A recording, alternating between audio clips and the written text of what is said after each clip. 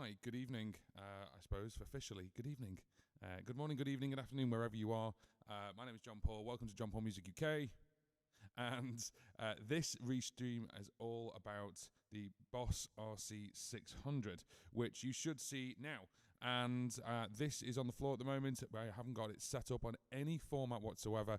I have got it set up on memory number 1, but I'm not set up on memory number 2.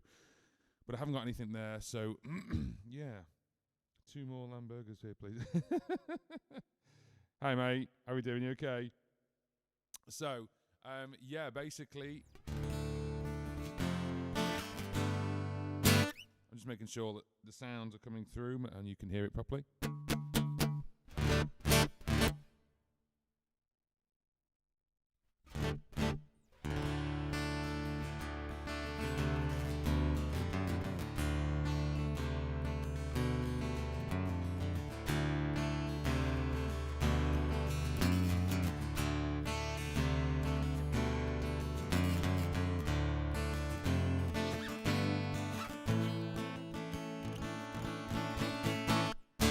So tonight's not actually about me playing, it's more about how you can play with this thing.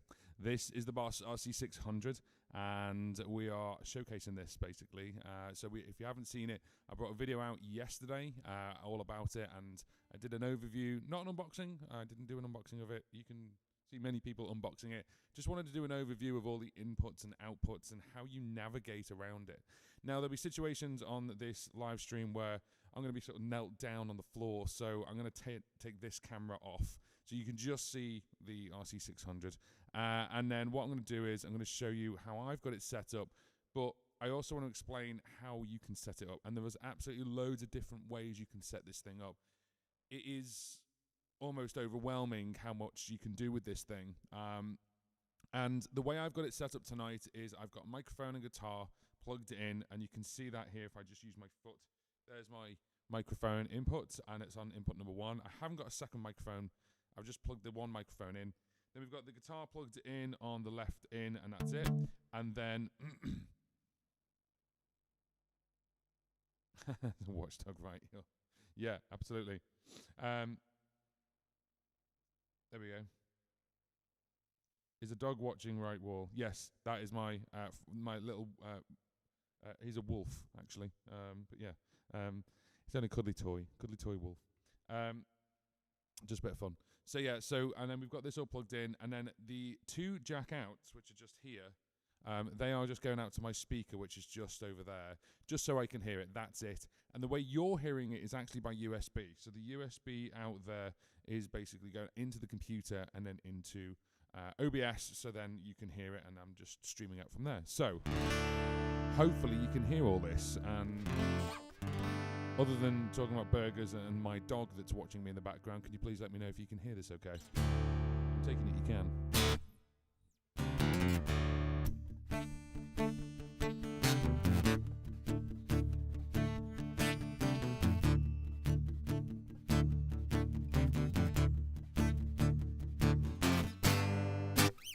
I know I keep putting this out of tune, sorry about that. Right. Wallace, good evening, how are we doing? So I go, yes, it's a wolf. Sounds good.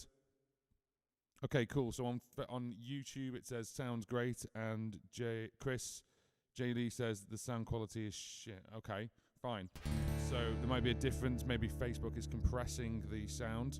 I hope it sounds all right. I'm sorry if it sounds naff. It's sounding good from this side, and I can hear it coming through. So maybe Facebook is compressing the sound, and apologies if it is doing that. If it is doing that, then jump onto YouTube, because I'm streaming on there as well directly. I've noticed recently Facebook are doing a lot of compression, so maybe that could be the reason why. I mean, the sound quality, not the playing, but just the sound quality. On YouTube, it's fine, according to Wallace. That's good. That's good news. So we've got what's called the restream chat up on here. So whether you're chatting on Facebook or YouTube, it comes up on here so you guys can chat to each other, even if you want to have a chat about, obviously, the RC-600. And this thing's been very highly anticipated, obviously, because it's the flagship looper by Boss. I'm going to take my guitar off. It's a flagship looper by Boss, and there hasn't been a floor pedal flagship looper for now 11 years. And they announced it last year, and obviously there was a lot of talk about it. And the thing with it is that they call it the next generation looper. And I didn't quite understand what that meant. I was like, oh, it's got 6 tracks instead of 3. That's it. But actually, it's got a lot more than that. And John, your mic is very low on volume. Okay, cool. Thank you for letting me know. Right, okay. Let me just turn that up a little bit. Hi, everyone. Hi, 1, 2, 2, 2, 2, 2. How's that? Is that any better? I keep moving away from the mic. I'm sorry about that. So the Boss RC-300, it was 2011 it came out. We're now in 2022, and they've brought other loopers out. The only other looper which was like a sort of flagship was the tabletop one, was the 505. So they've brought out the 505 Mark II and the RC-600 at the same time. Now, just so people are aware about this, obviously that is a tabletop looper. I don't have one of those. I don't use tabletop loopers. I use floor pedal looper. And the RC-600 and the 505 Mark II technically have the same brain. So they have the same innards, but you just use them differently. The nice little thing about the 600 over the 505 is you get an extra track. You get 6 tracks, not 5. So you get 6 loops that you can use. And we'll move back over. There we go. So let's just do that. So there we go. So we get 6 tracks. So how it is shipped right now, if you just got one and got it out of the box and then you turned it on, how it's shipped is how I've got it right now. So right now you've got 3 different modes, and you need to get your head around this because this is where the expansion, the customization comes in. So from the get-go, I'm just going to go through it. We've got basically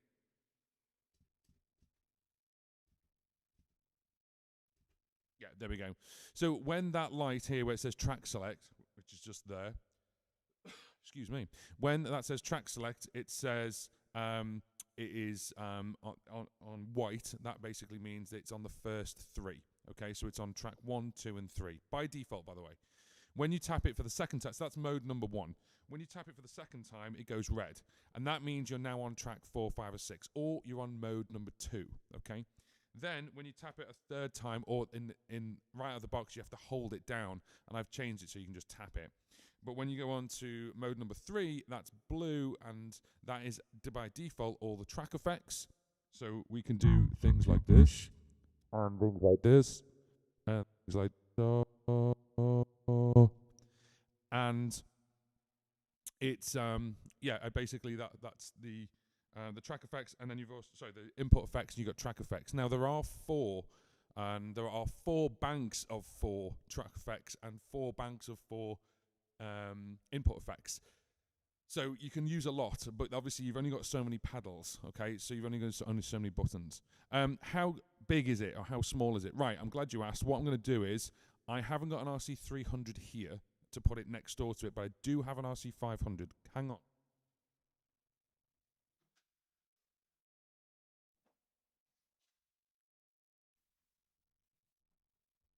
So here is the trusty RC5, and they said 505 then, sorry, RC5. What have I just dropped?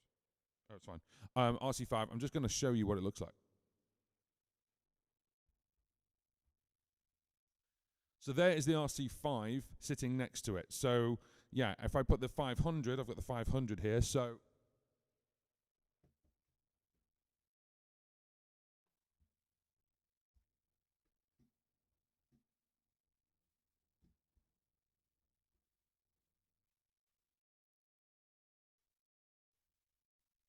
I'd probably say it's 2 2/3 of one of these.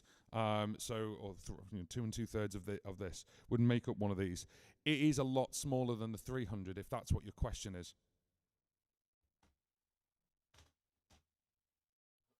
And I've just realised I'm pressing buttons. There we go. So it is a lot smaller than the RC-300, and it has a lot more in it. The first thing to note, obviously, other than the 6 tracks, is it's 32-bit. Now, why is that important? When the RC-300 came out, it was 16-bit, I think, if I remember correctly.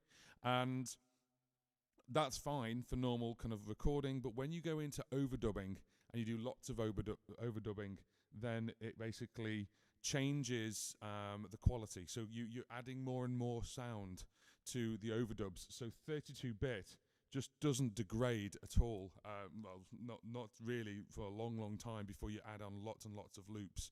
And if you're adding lots and lots of overdubs, so if you think of 6 tracks and each track's got like 5 or 6 overdubs, the quality of the audio can start getting a bit mushy and getting degraded.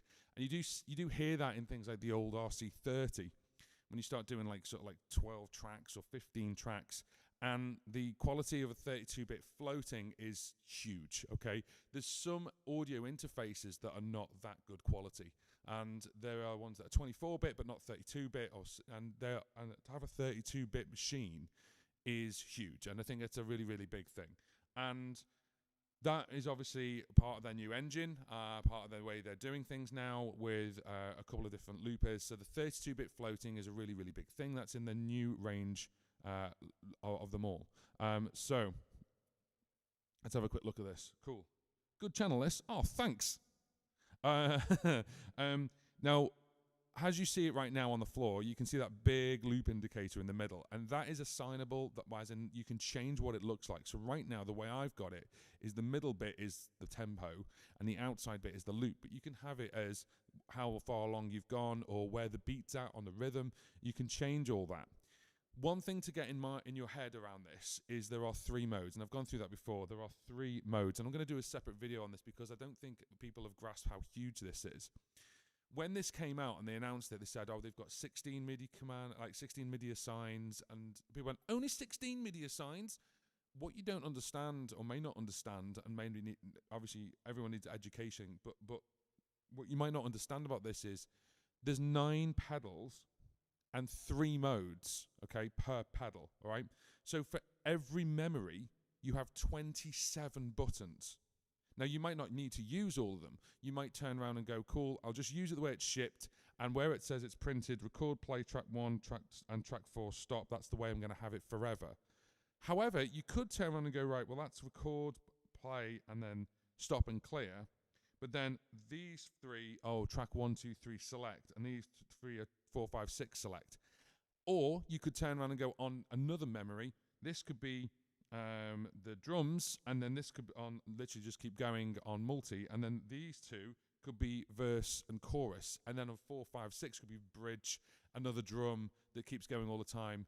So you can really versatile change this, and it's crazy. It's crazy what you can do with it.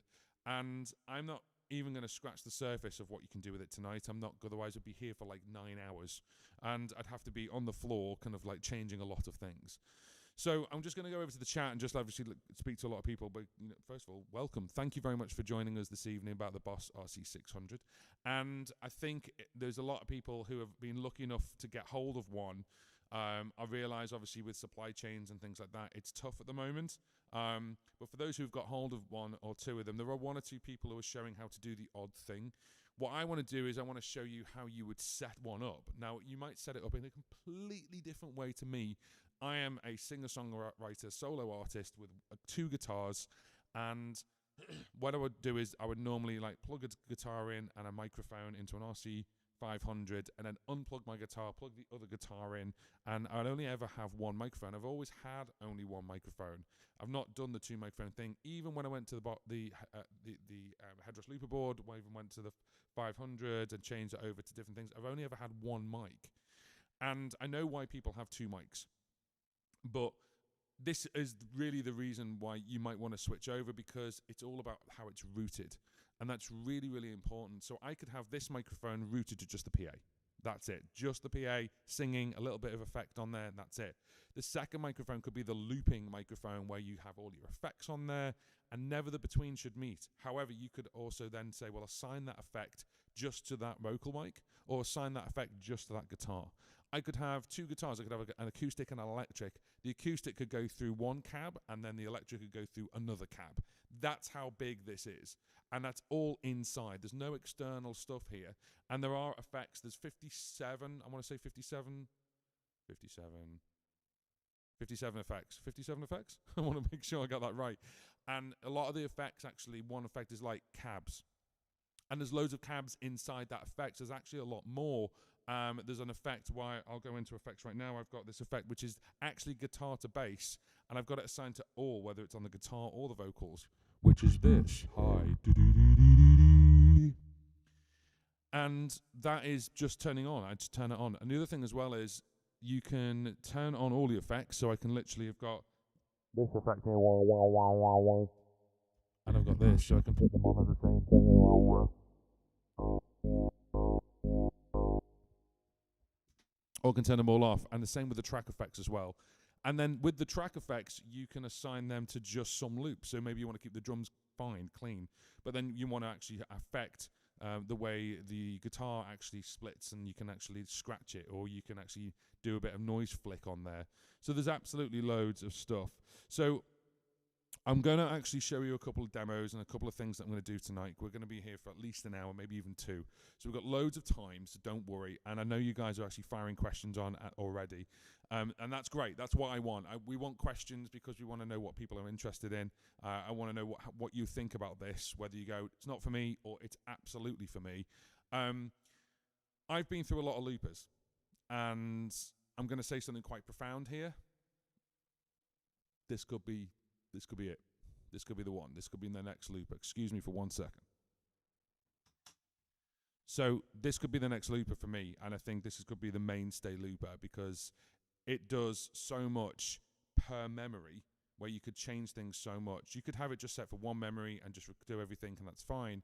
But you could just change the next memory to be like verse, chorus, bridge. The next memory could be like half and half. I've got 6 tracks to play with, 6 loops to play with. And the other thing as well is, right now, as you can see at the back there are 6 individual outputs.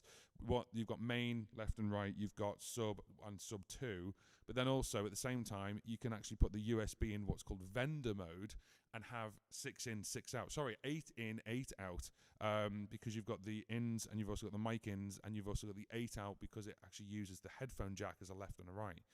You can have it in stereo, you can have it in mono. There's just so much. If you sit and study the parameter guide, there's so much this thing can do, and it goes, right, here's your stuff, you decide how it is. So I'm just going to have a quick look at what the guys are talking about and what you guys are talking about. I'm just going to address you. Good evening. Oh, wrong way. There we go.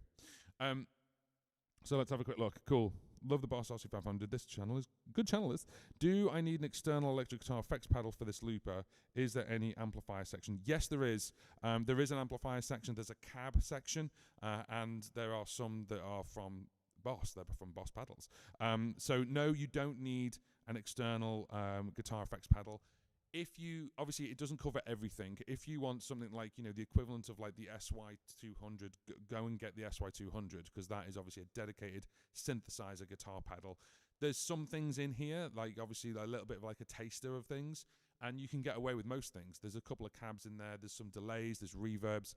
All I would say is, if you're asking what's in here, I could spend 2 hours just talking about that, or what I'd highly recommend you do is literally go onto Google and Google RC-600 parameter guide.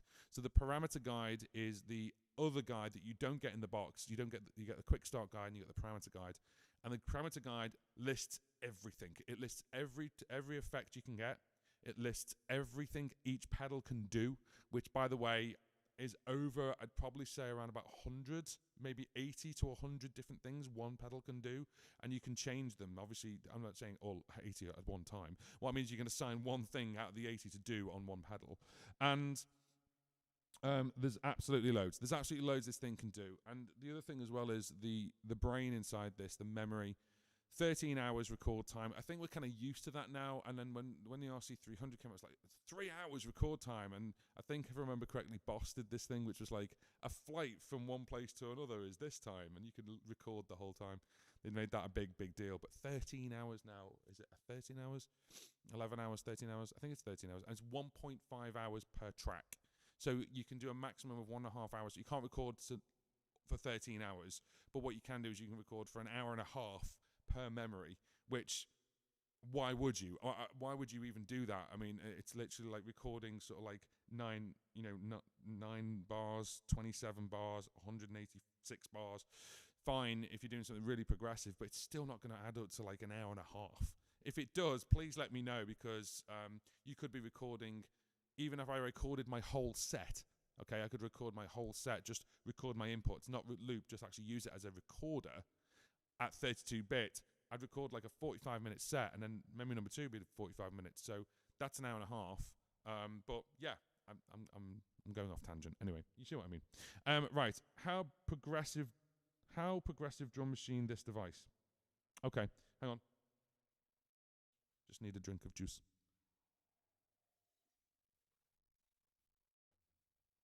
So the number one question I was getting asked yesterday, and it just cropped up a couple of times, is, are the drums like the RC-10R?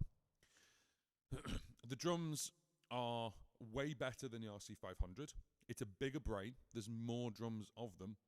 And then also at the same time, there's still the same thing where you've got the parts. So you can actually go, there's the kick, there's the snare, there's the hi-hats, there's the cymbals, and you can take them in and out.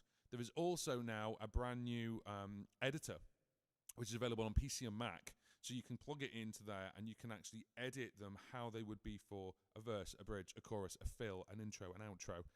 And that's one beat. Okay, so you can really redo quite a lot. Now, the other thing that this has as well as the USB, I plug the USB in for the audio side. The other thing this does as well is you can use USB and also the Midi as well. So you've got the Midi, and it's normal 5-pin Midi. So I could actually use Bluetooth Midi with the Midi Mister, or I could plug it into something like a Morningstar to have even more pedals. You've also got 2 control and 4 external pedals, so 2 expression pedals, for example. So I could plug an expression pedal in and control the loops. I could control the volume of the microphone. I could control the volume of 1 loop or 6 loops. It depends on what you want to do. So let's have a quick look. So how good basically the drum machine in the device is great. It's fantastic. And again, it's at 32 bits. The quality is really, really up there. There are more beats. There's more progressive beats. Time signature wise, there's pretty much everything. Okay, I can't think of ones that aren't there, like really random, obscure ones, but even they are there. So there's like your obvious 4/4, your 3/4, your 6/8, your 12/8. There's 7/8. There are actual different time signatures there. Again, all of this is savable per memory. Okay, let's have a look what we're going there. So, is there a distortion in the EFX? Yes, there is. There's a distortion. Yes. Mine arrives on the 11th and the 505. Wow, Wallace is buying both. Okay, cool. Wow, hang on a minute. 6, 7, 8, 9, 11 tracks. Are you going to pair them together?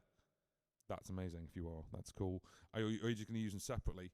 And what you could do, I think, is there's a way you can trigger one against the other, which is just insane. Cool. Will you demo the Harmonies? The Harmonies. Okay. I'm not going to demo that today because there's a thing with the Harmonies, and the Harmonies need some kind of input for it, but I will do a separate video all about Harmonies on the RC-600, so stay tuned. So if you're not familiar with my channel is all about looping and live streaming, so we're doing both today. But we'll also do advice about recording and all that kind of jazz. But I'm going to be making, I've already made a playlist which is all about the RC-600, and every video I do, I'm going to put in that playlist so you can binge watch it all. And so when I do one about Harmonies, it will be in there. Will you demo? Okay, cool. Hi. Will you please demo the vocal harmony and guitar amp sims? Yeah, so this is a big thing, isn't it? This is the thing where obviously a lot of singer-songwriters or people who are solo artists or even bands or duos, you want either harmonies, but also you want to have a look at the guitar amps. Now, I'm only an acoustic guitarist. I only use acoustic guitar. I don't use electric guitar. However, what I'm going to do is I'm going to turn this camera off so you can't see me, so therefore I can sort of crouch down on the floor without me looking stupid. And then I'm going to go into the menu system so we can have a look at the,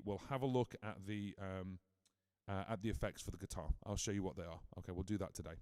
Are you saying the USB can be an 18/8? Yes, I am. Absolutely, I am. I'm saying the USB in vendor mode is an 8x8 recorder. It's an 8x8 interface, audio interface.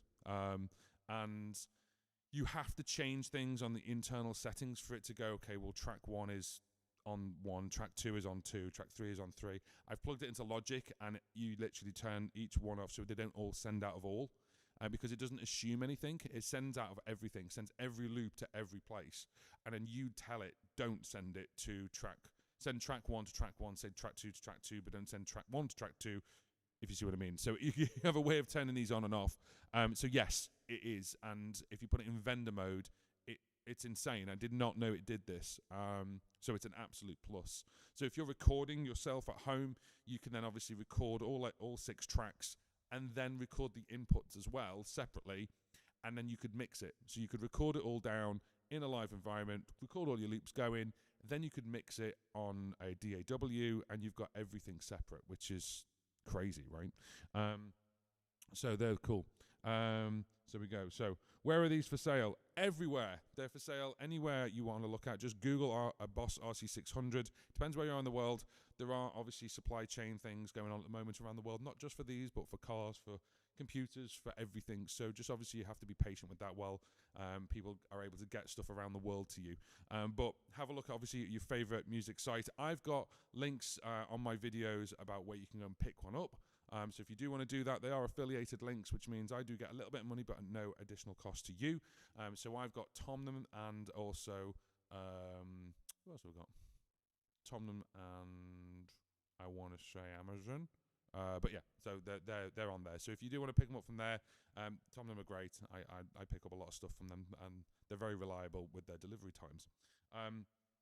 Thank you for the answer. You're welcome, no problem. It has vocal harmonies. Yes, it does. Sort of. We'll go into that. I need to do a separate video about harmonies. I need to explain how the harmonies work on this. It's not, I'm just going to be out and say it. It's not like the TC Helicon harmonies that you're thinking of. Okay, so I'll go into that in a second. Well, I'll go into that in a separate video. Is the harmonizer MIDI controlled? Yes. There are some MIDI controlled harmonies, and also you can set things like the key as well. Answering the questions, that's amazing. Does the 505 have the same feature? I believe so, because technically it's the same brain. I don't know if it has the vendor mode. I hope you're talking, Chris. Are you talking about? Are you talking about the audio interface section? If you're talking about that, technically it should do it because it's the same brain. But I don't know if it'll be 8 or by 8. Yes, audio feature. Yeah. So I don't know because. I'm not sure, because the thing is, obviously it's a 5-track looper, so I don't know how that would work. It's obviously either 6 tracks or 7 track, or I don't know. But if it has a vendor mode, yes, which is just insane. It is an insane feature that they didn't even really talk about it. They go, oh, if you switch this over to vendor mode, it does this. I'm like, what? Like, I don't mind to buy a 400, 300 pound audio interface, which by the way I've done, but we'll go into that in another video. Bloody hell, yes, bloody hell indeed. Right, so what I'm going to do is I'm going to play and just show you how this works. And that's the basics. That's the bare minimum bones basics that you want, really, isn't it? But we've got time today, so we've got time to do this. I hope you've got time to stay with us. If you are liking this live stream, please give it a thumbs up, because it really helps me. Also, send it out to more people who go, by the way, JP's live with an RC-600. So give it a thumbs up for me if you're on Facebook, or if you're on YouTube, of course. And oh, I am so sorry about that. I need to clean the pots in my guitar. That was awful. That's a horrible noise. I'm so sorry.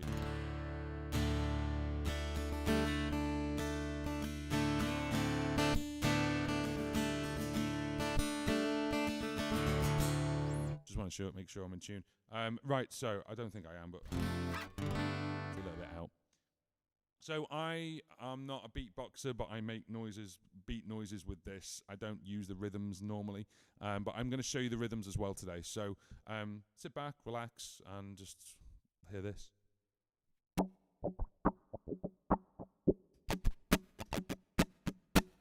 forgot I was on mode 3, which is the effects. Now I'm on mode 1. Okay, there we go. It's all learning.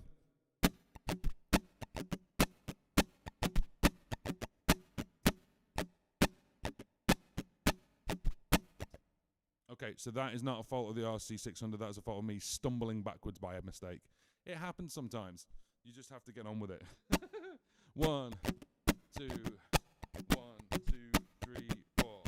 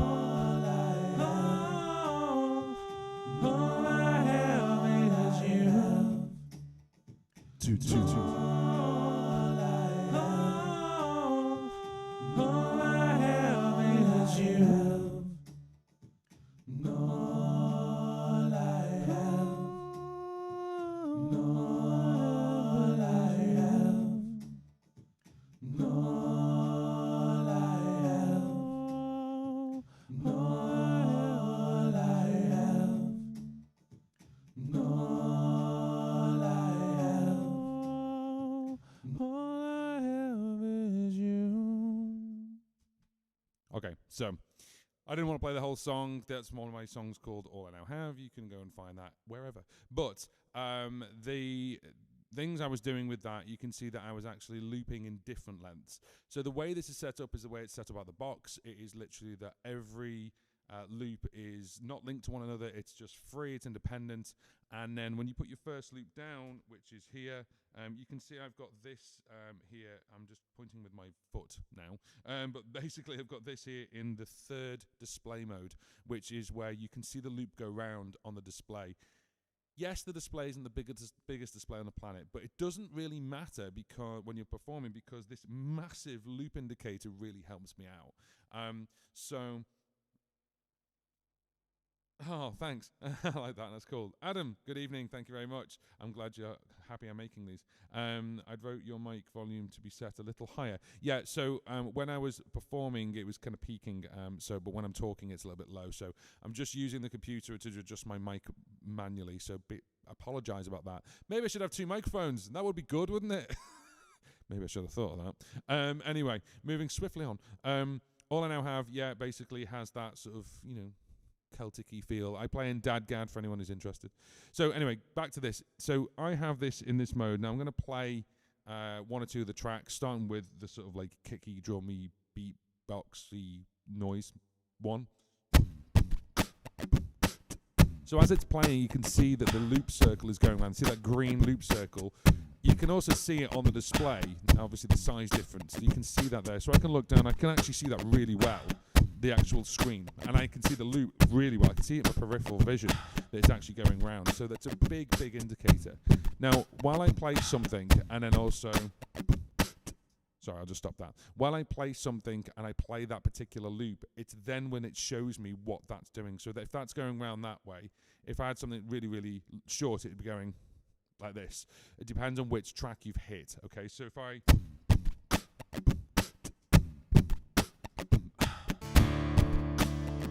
see the guitar one is a lot slower. It's actually double the length, so you can see it's going, and you can see it also on the indicators. So actually on the display, you can see on the display it's actually doing that as well. So, right.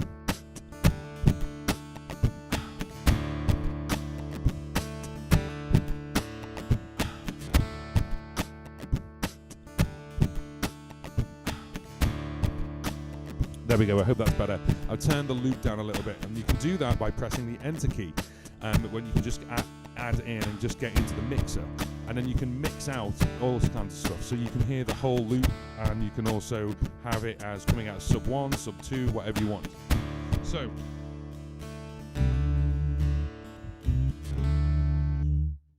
now this is where I use the guitar to bass effect, and I'm actually just going to turn the, where are you? There we go, let's do that. Right.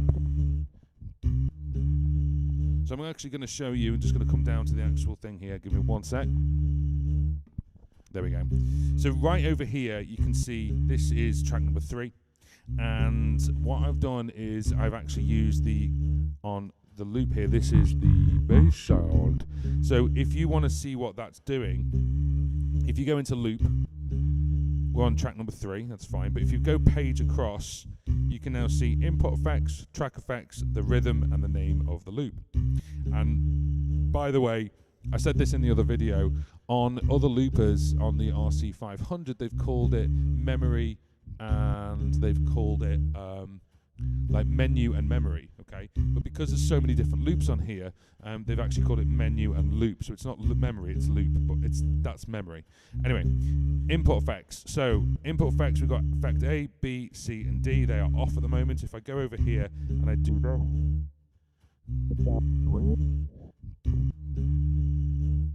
But you could see there, I hope you could see there that they were on. And then effect number D is over here. 1, 2, 1, 2. And they're the input effects.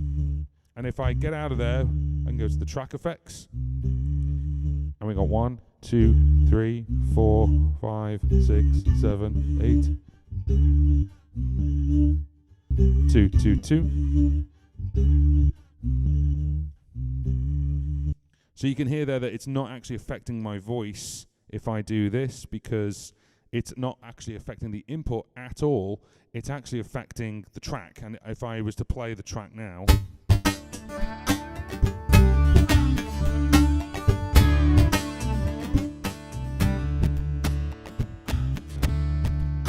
so I hope that makes sense to everyone. So your track effects actually affect the loops, but the input effects affect, obviously, the inputs.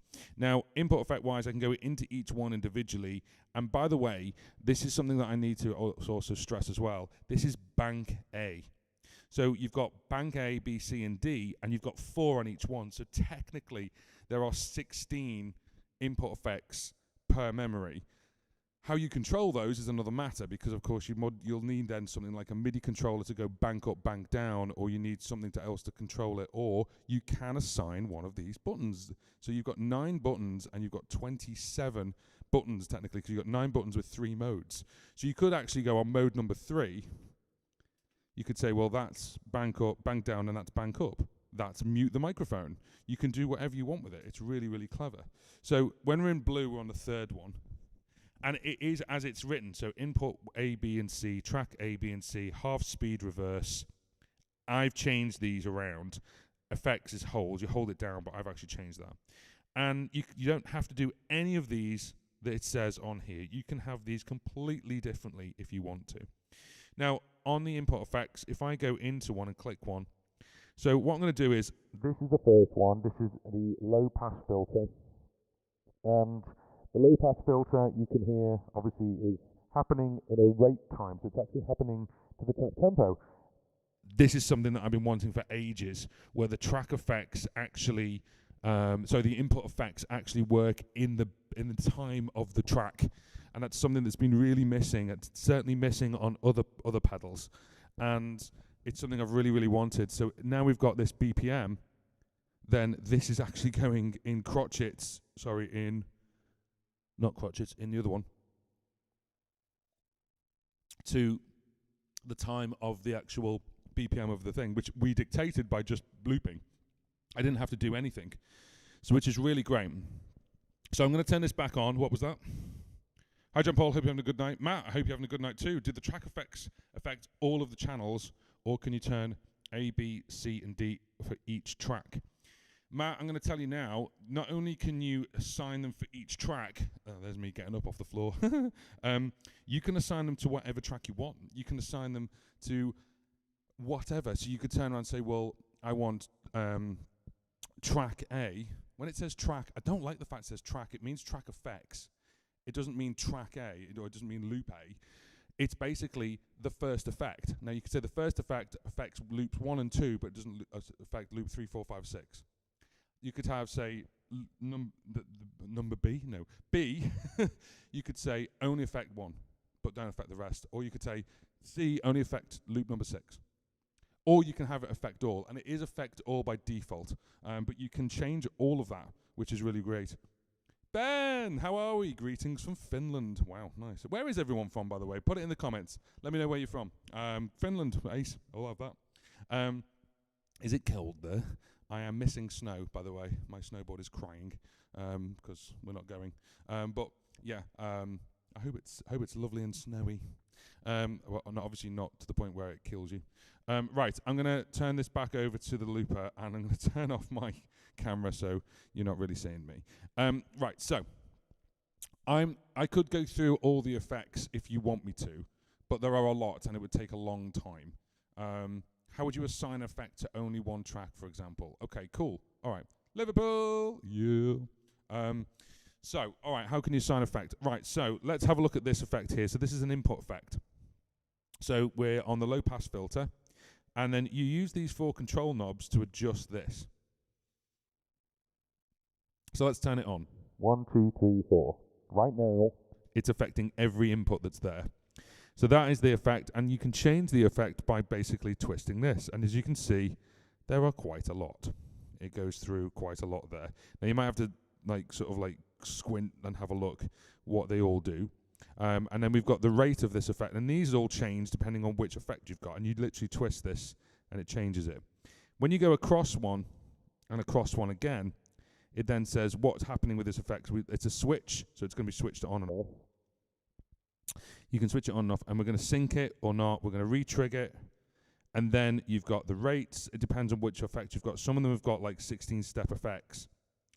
And then what you do is you basically go back one. So let me just start again. I want to make sure I can show you this properly. So how do I assign it? You assign it for basically going into one, and then you go, when you go into one, you're actually on page 2. So if you go back one, it says switch it on, switch it off, switch it on, switch it off, and then all. So it's saying insert all, mic 1, mic 2, insert 1, insert 2, etc. If you do it to a track effect, and we go back, basically we go into one and go back one, it says what are we affecting? So track 1 to 6. It's that simple. You can literally turn around and go which effect you want it to go on to. So you can do all or different tracks, and of course you can assign them to different places. So there's a couple of things you can do here, and again, this is bank A, so you can actually have 4 banks of effects. Now, if you keep it the way it is out the box, then this is input A, B, and C, and this is track A, B, and C for effects. This is half speed, and this is reverse. You could have that as input D, and that is track D. And in fact, if I was to get out of here and go to memory number 1, which is this one, I've actually done exactly that, and this is actually track effect D, which is a really heavy reverb, and this is, input effect D, and this is track effect D, so I've changed that on here. But I've changed it that if I go to that memory, it turns on automatically, because that's the first thing I want. So it turns on automatically because it's the first thing I want. And it's really, really depends on what you're doing with it. So let's go back to memory number 2, because that's a kind of blank memory.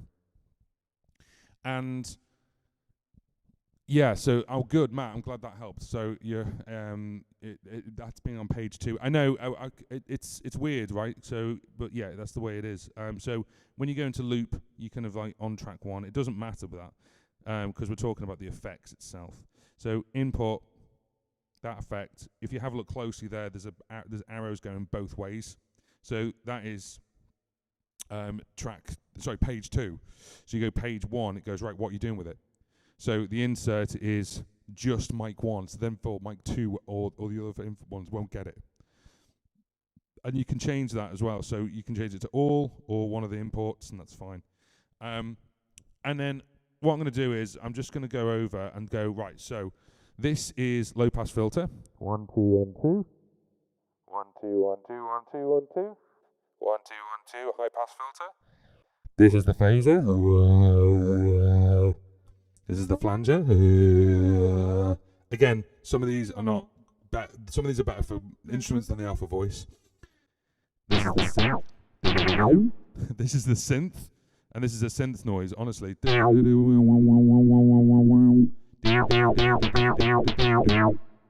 Yeah, so you can actually do it where you've got a balance, you've got different re-triggers, you can actually have a step sequencer. So there's a 16-step sequencer for the synthesizer.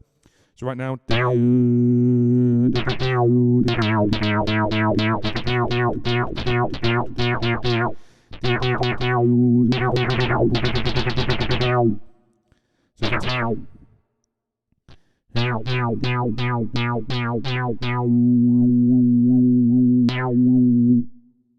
that's enough of that. You can go in on that all day. So that's the synthesizer.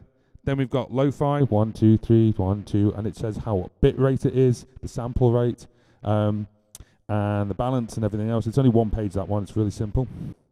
Radio, lo-fi, and you've got different radios, by the way. So I've got 10 different radios. So when you've got an effect, you've got effects inside that effect. That is a category, for example, of 10 different radios. So the lo-fi amount, 1, 1 2 1 2 1 2 1 2 1 2 1 2 1 2 1 2 1 2 1. It's changing the lo-fi amount from 0 to 10, but technically it's like 10 different effects. So let's have a look at this. You guys are really chatting now. Let's have a look. After recording your first phrase, can you have an option what to do next, like in Voice Live 3? Play one track, then overdub, and then yes, you can. Okay, Ben, I'm going to go into the actual recording options before we go into anything else, but we're just on effects right now, but yes is my short answer for that. You can do that. So by default, what this is doing is when you hit record, if I hit it, it goes into play mode, because that's what it is out on the tin, okay? There are actually 4 options for these. So you can have 4 different options depending on what you want it to do. Some of them are like record, overdub. Some are record, stop. And then you've also got record, play, and stop. You've also got one which is record, play, stop, and clear. And that is just a different one. I'll show you that in a second. But yes, you can. You can put it into record, overdub. So record, like play track, overdub, and stop track. And you can do all that. Could you get these extra options mapped to an external MIDI controller? Yes. Yes, you can.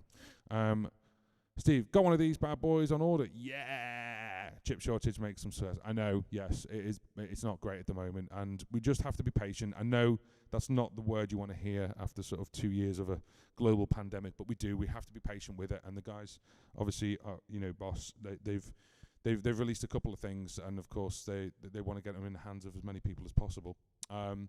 But I've got a couple of links on my live stream and also on my RC-600 videos of where you can pick one up.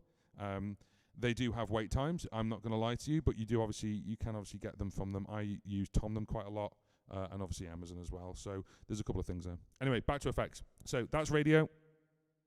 Then we've got ring mod. And of course you can change the frequency and the balance, and you can change obviously a couple of things like retriggering. I'm not going to go into all that right now.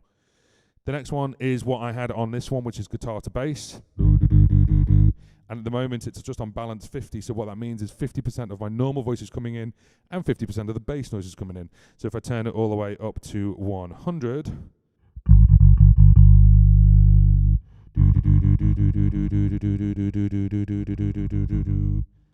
I hope that makes sense.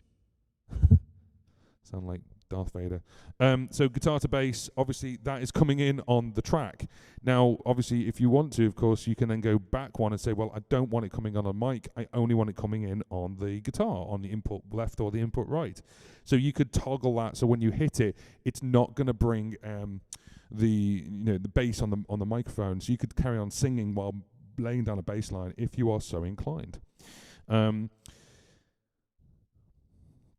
This is the sustainer. This is the sustainer. This is the sustainer. Honestly, I'm only on orange juice.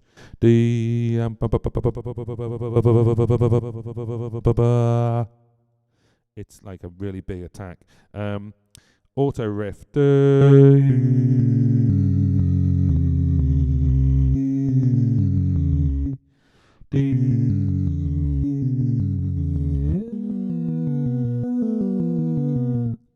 Really weird. I love it.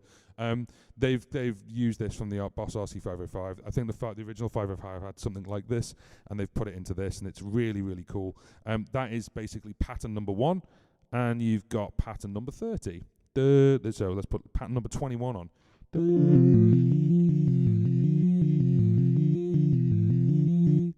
Weird. On.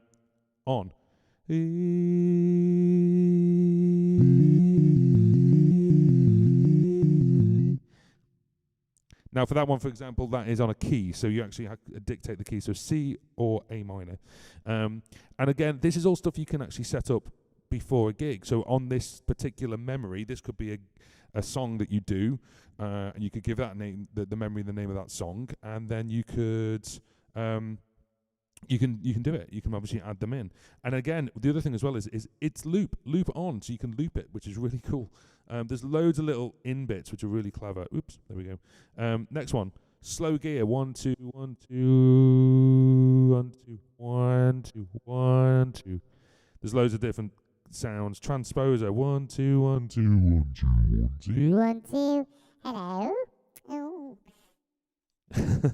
Sorry, I couldn't help myself.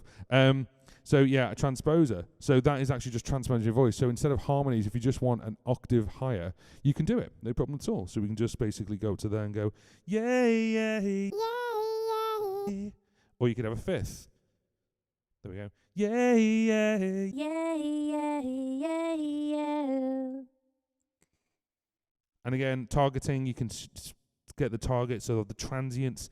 So it depends on what you want to do with it. And again, you can dive into the manual for this. I'm not going to go too deep into it. Pitch bend. If you've got a dog right now, they've probably just pricked up their ears and gone, what the hell was that? You've got a pitch bend right up to 4 octaves or back to down to 3 octaves.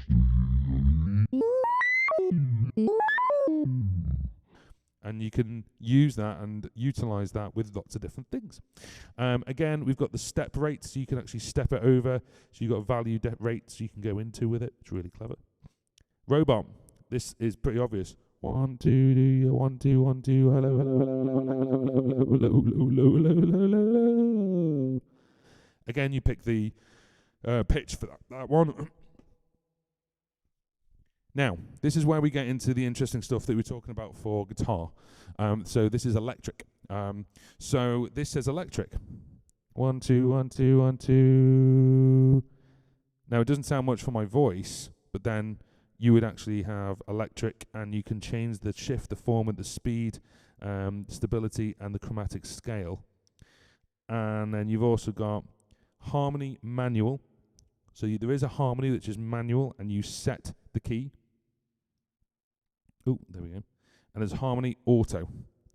And harmony auto M, as it is at the moment, you can basically have it in auto mode, and you can also have it in hybrid mode. Now, hybrid mode is basically where you go, it's in the key of D, but also at the same time, if I make changes, try and harmonize as best you can. So that's really, really clever. And then the other thing as well is you've got, and go back one, you've got auto harmony, you've got vocoder. 1,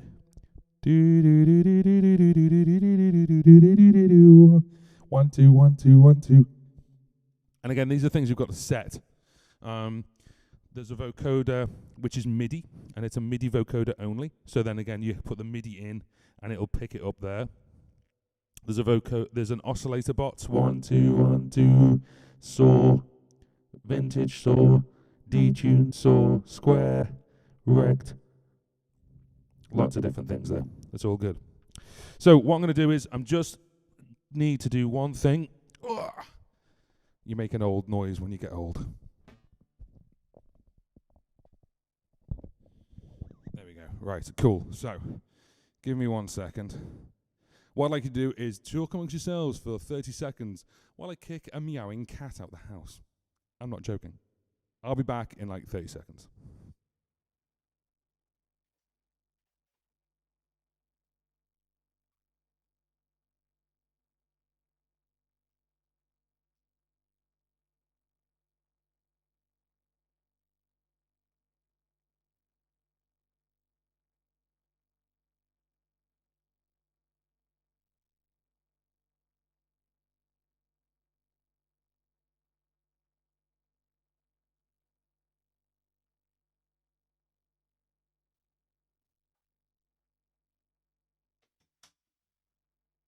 Hi, I'm back. A little interlude there. Maybe you can grab a drink or, just chat amongst yourselves. Right, let's go back over to the chat and see what's going on. So, page 2 was throwing you. No, cool. Yeah, after recording, yeah, we've done that. Cool. How do you get these extra options mapped to MIDI? Yes. Got one of these bad boys? Yes. Is there a way we can pan the frequency of the high pass, low pass filter as part of the? Yes, you can. You can pan the frequency if you want to. There's no problem with that. And the settings, if you go into it, it shows you that there is actually a balance. So it's left, right, or center. So you can pan that, no problem. What is going on with my hair? Thank you, Ben. Yes, cool. There are 2 600 units coming to Finland next week in a local music store. Maybe I will get one of them. Maybe I will one of them. Oh, nice. Maybe you'll get one of them. I'm sure that's what you mean. Do you have a personal connection to Boss? I'm just thinking that if you gather the best ideas on how to improve the flagship model example screen for every button and big main screen. Well, the thing is, you can actually tell that to Boss yourself. Boss have a support page, and if you go over to Boss's support page, you can give them feedback, would you believe? So you can do that yourself. I've been very, very lucky that they have, obviously I've received this to show you guys, but obviously I have in no way any influence on how the next one would look like, or blah blah blah, or anything like that. I'm just here to obviously show you this. So if you want to obviously contact Boss, you can contact Boss directly. Just go to Boss's webpage, and yeah, obviously you could talk about it. I'm a bit on the fence about a big screen. You're going to hate me for this, Ben, but I am. I'm on a big... I've had the Headrush looper board, and I'm allowed to say different models right now because we're talking about loopers. I've had the Headrush looper board for a little while. Okay, so you may have seen on the channel, I got it pretty much when it came out. And then obviously it had a big firmware update, and that was great, and it was good. When I'm at a gig, and I play covers at like local pubs and stuff, and sometimes there's a stage, sometimes you just bundle into a corner, and it's not a small board, so of course it pushes things out a little bit, and it pushes the microphone out a little bit towards the audience and things like that. But I've had someone stand on it. How do you feel about that? The thing that you control the whole system with, someone stood on the touchscreen. Now, it was fine, and it's okay, it didn't get damaged. There's not even a scratch on it, which is pretty impressive. But there was a whole heart in throat moment where there's a 7-inch touchscreen there that if it goes, I'm knackered because I can't see what's going on at all. Although if that little screen went, I couldn't control things, but because all the indicators and stuff are still there, I know what mode I'm in. And you can also, by the way, just to answer a question that got asked in the chat of the other video, you can actually have this to clear all. So you could technically not look at the screen at all. As long as you know what memory you're on and you set it up correctly, you could hold that down. There's an option to just stop, and that's the default. But there's also an option to hold it down, and it'll clear all the loops, but keep the memory there and all the settings. That's fantastic, because that means that basically I can play a track, clear all the loops, and go, oh, they're exactly the same settings I need for the next track anyway. Just clear the loops and start again. So I am on a bit of a double-edged sword with a big touchscreen. A big screen, maybe. Big touchscreen, I don't touch it when I'm playing. I don't touch it. I don't bend down and go, oh, let's just change the parameter of my amp. No, it's all set and it's kind of locked in. You can even lock the actual Headrush looper board screen whilst you're playing if you want to, so you don't touch it by accident. So you do it all with foot. You do it all with your paddle or with your feet. And there's 9 buttons here, and there's 3 modes, so you can have 27 buttons to play with per memory. So you could technically go, right, okay, I'm on. Let me get out of this. Hang on. So right now it's blue. I know I'm on mode number 3. That's mode number 1. That's mode number 2. That's mode number 3. And you don't have to have it as it's printed. You don't have to have it. I like the idea of screens for every button, because that's what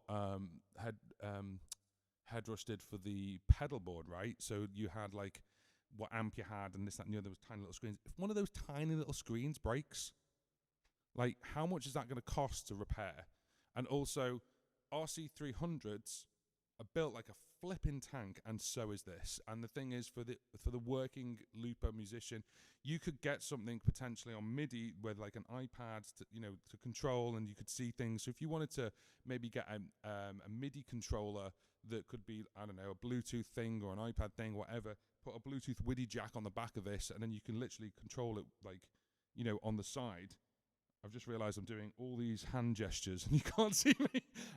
You could put like an iPad on the side and basically like control it with something. You could even use something like and like there's MIDI controller apps out there now that you could maybe assign that to that. So then as you hit that, it changes the effect. Or you've got something like which I use, which is the Morningstar, the MC8. That's an 8 paddle MIDI controller, but with each button of the press, you can assign 16 button presses with one pedal. So you could literally press one thing and 6 things change on the RC-600 at once. So you could do something like that, which is, and then therefore, why are you looking at the screen? You can just go, right, that, done, and that's it. And then I want a screen that's durable. I'd rather have a screen that's durable than something that's flimsy. I'm not saying that the headrest is flimsy. It's not flimsy at all. It is built really, really well. But the whole idea of a touch screen, I get it. I do get it. It's easier to control stuff than going through knobs and dials. I get that. But if this is going to be a workhorse, I don't want it to fail because of a touch screen. I don't want it to fail because basically it's a computer that goes, no, sorry, system update, not working now. So I don't want that to happen. This is more like built like a tank. It's designed to do one thing. So that's my little two pennies on it. I've probably caused an entire argument here, but I don't mean to. I get it. We'd love a glorious big screen, and that's fine. That's what things like Loopy Pro are for, and that's what things like, obviously, the headrest looper board's for. It's an option. I'm okay with this screen because of this ginormous like loop indicator. And once you've got things the way you've set and this is set in stone, then you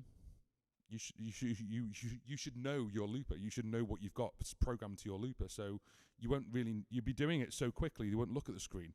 Now I have the screen set up so this basically does show me the length of the loops, and that's just a reference, really. Am I really looking at that as the main thing? But that's just me. Anyway, I'm just going to shut up now because I could talk about it all day. Right, cool.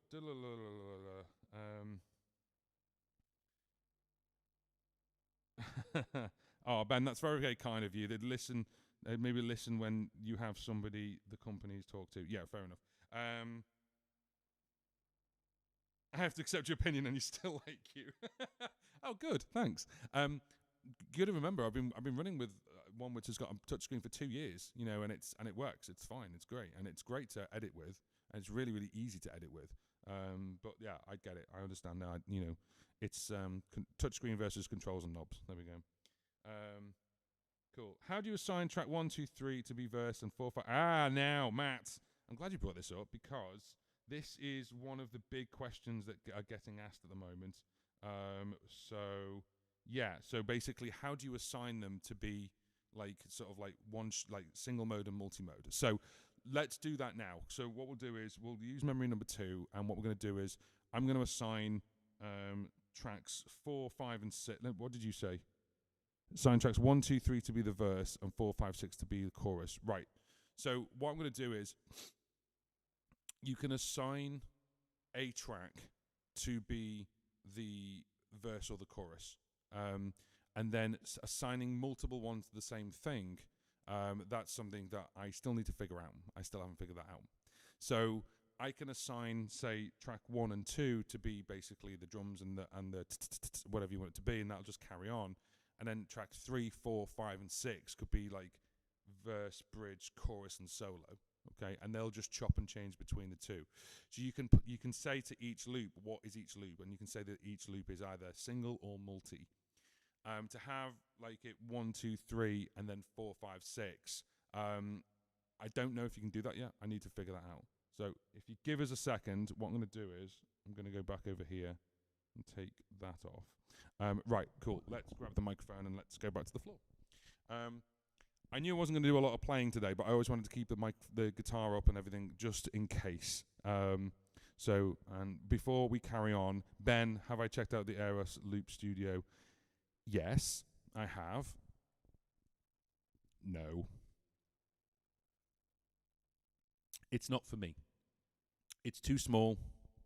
And that one roller controller thing to do it out to do all, it's not for me.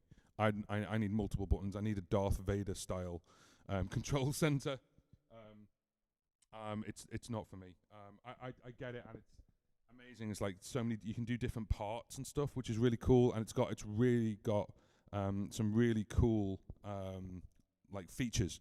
But I'm used to like a traditional. I want to say traditional, but traditional style looper.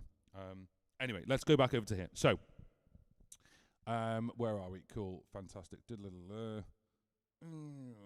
Right. So, Matt, let's have a quick look at this. So, what you need to do is basically we're in mode number 1 now because it's white, and then what you can do is you go into loop, and you can see here, I hope you can see here, it says track 1. And if you click on this, you are then basically telling it what track 1 is. So track 1, is it in reverse? No. Is it a one-shot? And you can just say yes. That's really useful, so you can just literally say, right, make that a one-shot, but not the others. What's the pan? What's the play level? Go across one. The start mode, the stop mode, the dub mode, by the way, there you go, so overdub, or you can actually go replace. So the dub mode is actually, you can overdub it, so you got loads of it, or just replace the recording. Effects on, yes. Play mode, multi or single. So that is now in single mode. And you can even dictate the measure, so you can say it's in 1, 2, quite a lot, I think. I can't remember what the measures are. You can have, it is something ridiculous, like 4,000 something. I'm not going to go all the way up, but yeah. And then, is the loop sync on? So I normally have that on auto, but is the loop sync on? Yes, because you want it to sync with these, in time with these. So it's in single mode.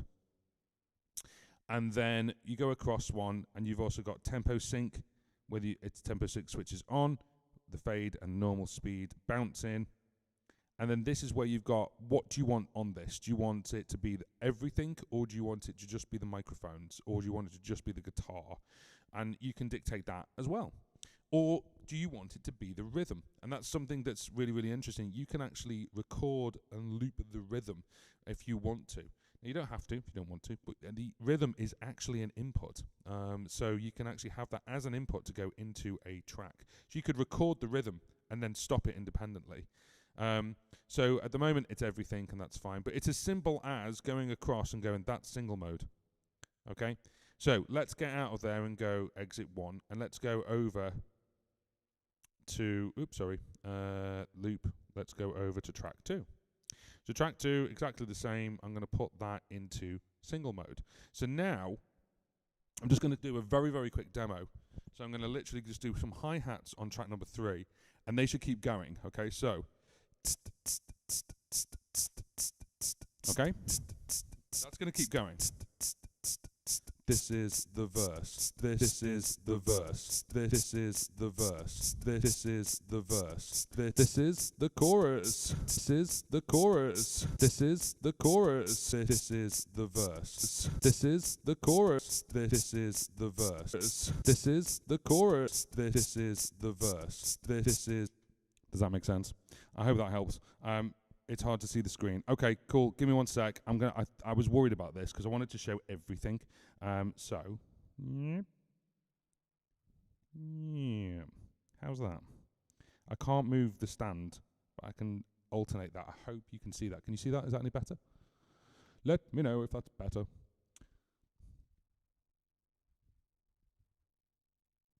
Ben's a fast typer. Ben, is that better?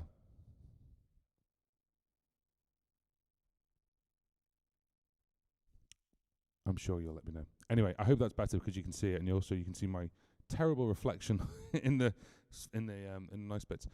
So I'm going to do that again. So I'm just literally going to go memory down, memory up, and there we go. It's all deleted. That's another way to delete stuff. If you've got an RC-300, you should know that. If someone said, what's the quickest way to delete something? And I was like, well, you've now got this option on the pedal for all start, all stop. You just hold it down, and you can clear it, and you can have that as an option. The other option is just go down memory, upper memory, and if you haven't saved it, it just goes, which is good. It's a nice reflection. Are you being nice to me? Anyway, right, so memory number 2, loop. Track 1, can you see that? Record and play. So these are menus, okay? So let's go into track 1, reverse, 1 shot, they're off. The panning of that, and again, if you've got it in mono, you can actually pan it left and right, and you can do some cool things. The play level of that loop. The start mode is immediate. The stop mode is immediate. So at the moment, start mode can be fade, or stop mode can be immediate, fade, or loop. So you can loop, obviously, there. And then the dub mode, dub, replace 1 or replace 2, which is really clever. So you can have a replace number 1 and a replace number 2, which is really nice. Effects on, obviously, so you can have effects on it. You can turn it so don't have any effects on at all. So therefore, you can hear a little bit of ha, ha. If we go quickly over, yeah, there we go. So there is a master effect. I forgot about that. There's a master reverb effect on this that you can do, by the way. So you don't have to take up one of these effects with a reverb, because the reverb is a master effect. And then when you go to the next one, play mode, multi. So let's just change that to single mode. And you can carry on. There's a couple of other things there, but we'll get out of there. And then you can go into record. How do you want the record to go? And this is what we were talking about before, about going in from record to overdub, like with the Voice Live 3. So you can say record and overdub, so you can just go straight into overdub mode as soon as you press the button the second time. You can quantize it. You can do auto record with a sensitivity, so then it will automatically record when it hits something. You can go into bounce, and you can bounce tracks, by the way, as well, which is just a whole new game. So you've got 6 tracks. You could bounce them all onto one track, which is just mental. But there we go. So we'll keep it as record and play for now. And then the play mode, what do you want to do with the play mode? Is it immediate? Is the current track, obviously, is 2 measure time. You can do a fade in and fade out. And how many? This is the other thing as well. Fade in and fade out. On another certain flagship looper with a touchscreen, the fade in, fade out only has like you can only do it to like 100% or 150% and things like this. This, I could have the measure of the fade out as 23 measures if I really want to. I could have it as way more. I can have it 64 measures as a maximum. Or you can have it as a quaver or a semi-quaver or a demi-quaver, and my piano teacher will be killing me right now that I'm getting them wrong. Then also you've got all start, which tracks? All stop, which tracks? It's there's loads. Loop length, the immediate change, sync adjust, and that is just for the playing of it. Anyway, track 1 is now in single mode, and then we're going to go across 1 to track 2. You don't have to exit the menu, you can just switch this up and go, there you go, let's go across to 2, let's put that in single mode, and let's get out of there. Now, oh, you can't see what I'm doing, I've just realised. There we go, let's just do that now. So we're back to the way we were. Whoops. Hopefully you can see that. There we go. So we're back to the way we were. That is single mode, that is single mode, and that is multi-mode technically, so that will carry on playing. So, okay? And I'm going to go into enter. I'm just going to loop out is at 100% because I didn't save it. So let's go to 75. There we go. So you can still hear me talk over the top. So 1 and 2 and 1 and 2 and 1 and 1 and 2 and 1 and 2 and 1 and 1. So that's the first one. And 1 and 2 and 1 and 3, 3, the 4, 4 and 3, 3, 3, 3, the 4, 4 and 3, 3, 1 and 2 and 1 and 2 and 1 and 3, 3, the 4, 4 and 3, 3, 3, 3. Does that make sense? So it's really clever. So you can literally say, well, I want track. What I would do if it was me, and this is just me, but this is just different. The way I would set up a verse-chorus situation or verse-chorusy situation-y is I would have track 1, 2, 3 as all my beats. Okay, so my kick drum, boom, boom, and any other, tambourine or something. And I would actually have it like a mixer. So I'd go like track 1, 2, and 3 I can use for beats. And they are in multi-mode, so they will just carry on top of each other, no problem. And then I do 4, 5, 6 as verse, chorus, and bridge, okay? And then that way you can turn off. You don't have to re-record any drums at all. Then you can just make all your drums, and then if you wanted to, you can go, right, while we're in verse mode, turn off track 1. And then when you get into the chorus, turn track 1 back on again, okay? So you could do things like that, and you can also do it where right now it's set to immediate, so it'll actually go, right, well, do it instantly. You could actually send it to loop end, so then it gives you time to go, set it over, go back one and go dumph and hit it and hit that one as immediate. So does that make sense? Am I making sense? So verse, chorus, bridge. So verse, you're going to get to the chorus, you tap it before it hits the end, and that goes to loop end. So then when it gets to the end of that loop, that one drops out and that one plays. But in the meantime, while that's doing that, you switch it over to mode 1, and you go track 1, hit it when it goes, and it literally kicks into the chorus. So you could do something like that where you can literally play with it. That's if you have it the way it's shipped. And the other thing you can do as well is I could go, right, well, that's that. You don't have to have it as play stop for tracks. You could actually have it as different things for different buttons. So the assigns, when you assign stuff into the modes, you can say, well, this is button 1, 2. I'm pointing like this, and you can't see what I'm doing. you can literally have like 1, 2, 3, 4, 5, 6, 7, 8, 9. And you can literally say what those buttons do, every single individual button. So there's 27 buttons because you've got mode 1, 2, and 3. And you don't have to change the mode track select by here, by the way. You can do it by here. So you can, I'm not going to zoom in, but there you've got, when you're in this mode, when you're in basically just looking at it and you're on display mode, the 4 buttons can do things. So this one does memory, and this one is actually doing pedal mode. So I can actually change the pedal mode here, or I could get a MIDI controller and change the mode there, or I could use an expression pedal and change the mode that way. So it's totally up to you how you change the mode. You could have the mode button as this one and just click it really, really closely here, so you can very quickly go through. Yes, you could use a Morningstar as an extra controller, and that's something that I'm going to be testing over the coming months, well, weeks, hopefully. Can you explain the 6 bounce track thing again? Yes. So imagine you've got all 6 tracks. You can bounce those 6 tracks. 6. 6. You can bounce those 6 tracks down to track 1. So they all go zoop, and then track 2, 3, 4, 5, and 6 become available again. So you can actually bounce stuff on the fly, and you can set parameters for that. So you can turn around and go, right, cool, a button is bounce. And then you go, bounce, go. And you've already preset it so when all 6 go to track 1. You could bounce it so when you do, you could make something on track 1, 2, and 3, and then bounce that all to track 1, and that's your rhythm. But you could do it separately to begin with, potentially, if you wanted to. The list is endless, honestly. It's incredible what this thing can do. Could you assign different input settings to different memories? Yes, you can. Oh, hang on. What do you mean by that? Can you assign different input settings to different memories? Yes, sorry, yes, you can. Everything I'm talking to you about is per memory. Do you get this now? Everything I'm talking to you about is per memory, and there are 99 memories to play with, and a loop ain't one. This is what I mean. We're on memory number 2. Memory number 1's got different settings, it's got different effects, it's got different rhythm, it's got different pedals.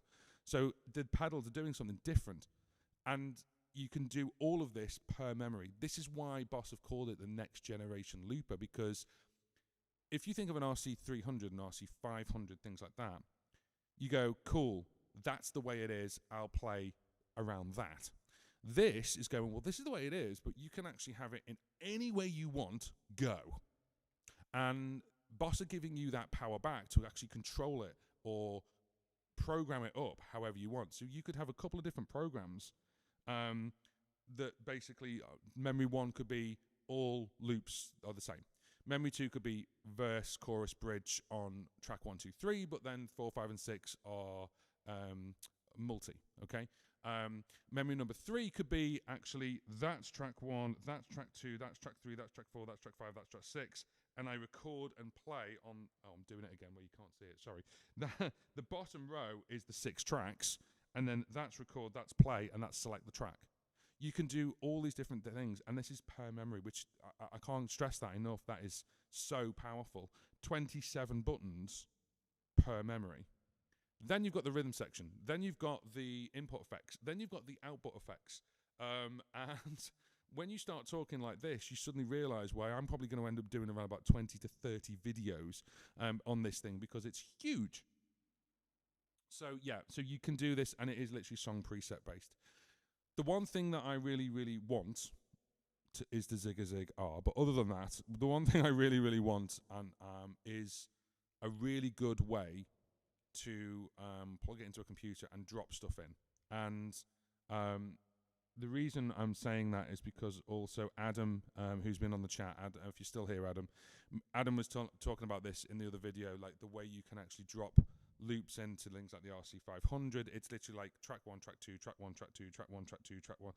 I'd like it to be so you got this, this, this, and this, and this. Here's your tracks, here's your rhythm, and everything else. And then you could zip file the whole lot. That would be really great, that you could just go change it over. TC Helicon have a really good, it's old now. They have a thing called Voice Support 2, where you dropped in which effects you wanted. And it's really good. But it's designed all around parameters. It's just dropping effects, and it's not dropping WAVs in, or it's not dropping beats in, or it's not dropping anything like that. It's just telling you what parameters to turn on and off. But it had a good drag and drop system. You just click sync and it just synced it all, which is really clever. I'd like to see some kind of synchronization thing where you just make it on the computer and go, boom, that's my set and that's my playlist for tonight. And it's all in order. That would be really, really cool. We'll see if that materializes. That'd be really nice. Cool. You could also use a Morning Star. Yes, you can. Yeah, absolutely. So regarding the Morning Star, I'm a big fan of them. Hang on.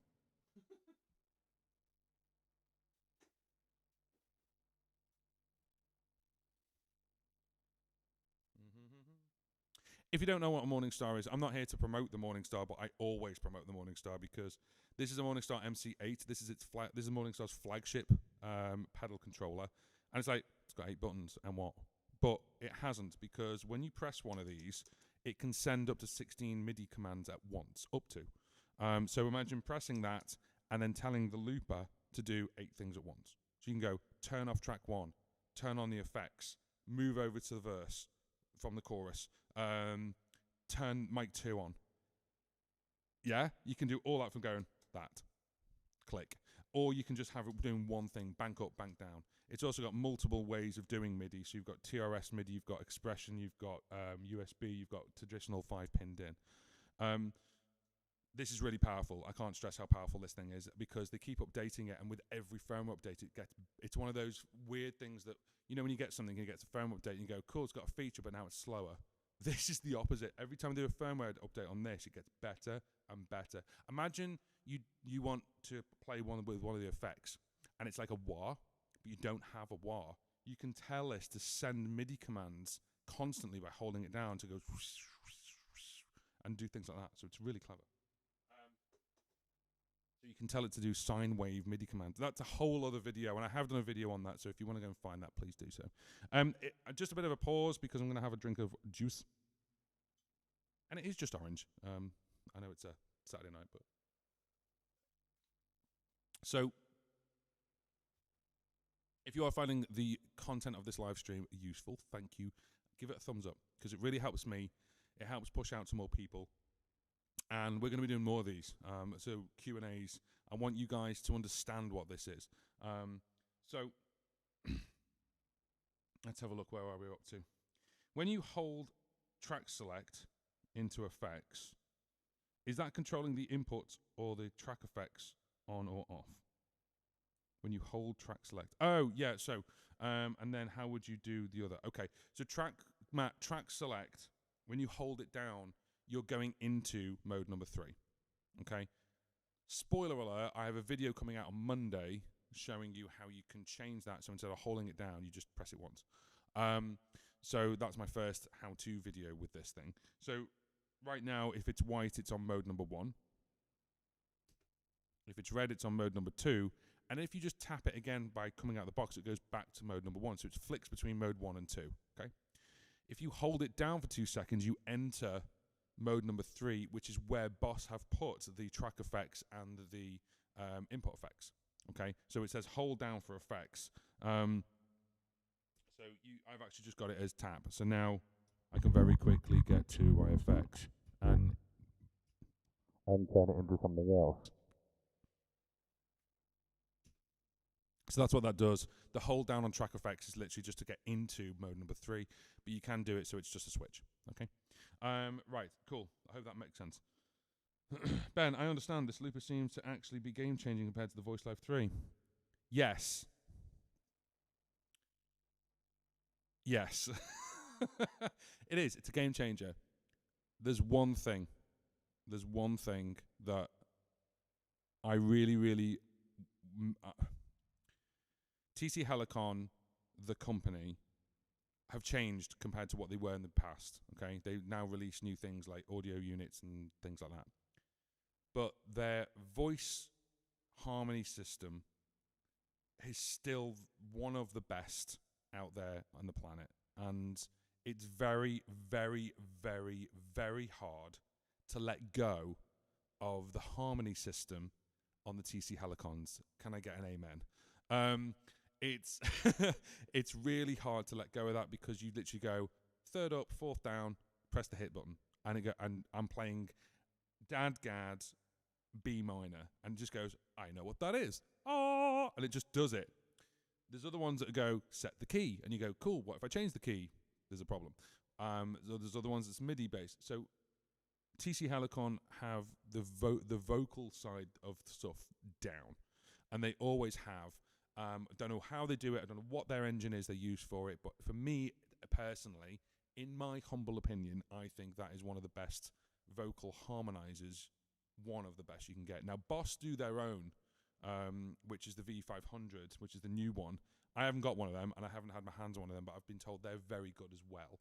And it looks like an RC-500. It's the 500 range, so it looks like that kind of pedal.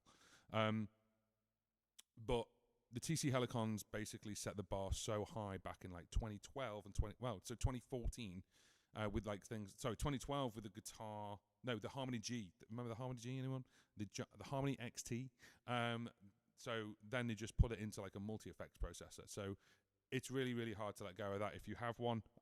If it's part of your arsenal, it's one of those things where you can just flick through a lot of effects. You can go through from effect 1 to effect 27 really quickly and go, turn it on. Use it, turn it off. Go to the next effect, turn it on, turn it off. There's other things like the head rush and this where it goes, cool, set your effects. We'll always go, well, if I've got 15 effects and I use it all in one song, I need more effects. So yes, the effects are much, much better, and they're really plugging from the Boss lineup. So you've got, cab effects, delay effects, and I just noticed someone just said there, does the delay do ping pong? Is it as good as the DD8, the DD200? That's a very good question. I have never used a DD8. I've never used a DD200. I've never used them. I've never needed to because I play mainly acoustic guitar, and that's fine because you can do acoustic guitar with delays. I've never needed it because I'm more of a rhythmic guitarist. What I would suggest is there's a couple of people who have actually got long videos. I know. Someone on YouTube is telling you to go and watch someone else's YouTube channel, but there's a couple of YouTubers out there now who've done just the effects, and they've put effects on that, and they're like 50 minutes long, the videos, but the delay effects are on there, so have a search. And it's up to you to see what you think.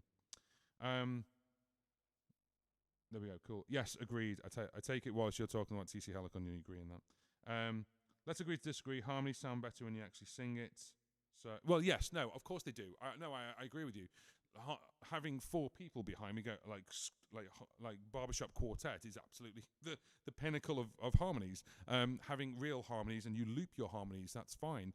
But if you haven't got time to put 6 harmonies down, and then I've got my voice and 2 harmonies, I can do that twice and that's 6. So it's probably the best.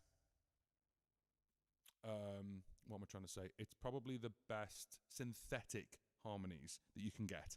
And other than actually doing your actual own harmonies. So Ben, I agree with you. Your actual harmonies are always going to be the real harmonies. They're the best harmonies you can do. It's not a problem to me. You won't use that feature. That's fine. I've just talked for 3 minutes and not read all your message. Anyway. Right, so I kind of basically wanted to show you, obviously what this does. So now we're in this memory 2 mode, and if I go, you notice, by the way, you haven't got the start and start all because it's now got a single mode. Have you noticed that? So because it's got a single mode, it won't dictate to play all. So it's like you have to dictate it. 1 and 2 and 1 and 2 and 1 and 1 and 2 and 1 and 2 and 1 and 1 and 2 and 1 and 2 and 1 and 1.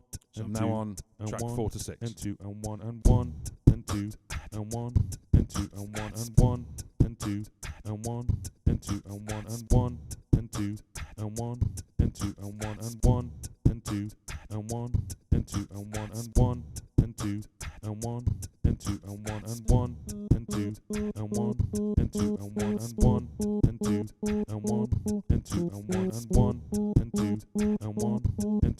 and 1 and 2 and 1 and 2 and 1 and 1 and 2 and 1 and 2 and 1 and 1 and 2 and 1 and 2 and 1 and 1 and 2 and 1 and 2 and 1 and 1 and 2 and 1 and 2 and 1 and 1 and 2 and 1 and 2 and 1 and 1 and 2 and 1 and 2 and 1 and 3 3 4 4 and 3 3 3 3 4 4 and 3 3 3 3 4 4 and 3 3 So there we go. Just a bit of a fun little ditty there. There you go. Right, cool. Ben, can you answer my previous question about the outputs? I'm so sorry. What did I not tell you? Outputs. I'm scrolling through the messages. Because we've spoken a lot today, Ben. Hang on a second. Different settings for maker. No, wasn't that. Ben, understand. Game changer. Yep, cool. Assign outputs. Okay, don't type anything. I found it.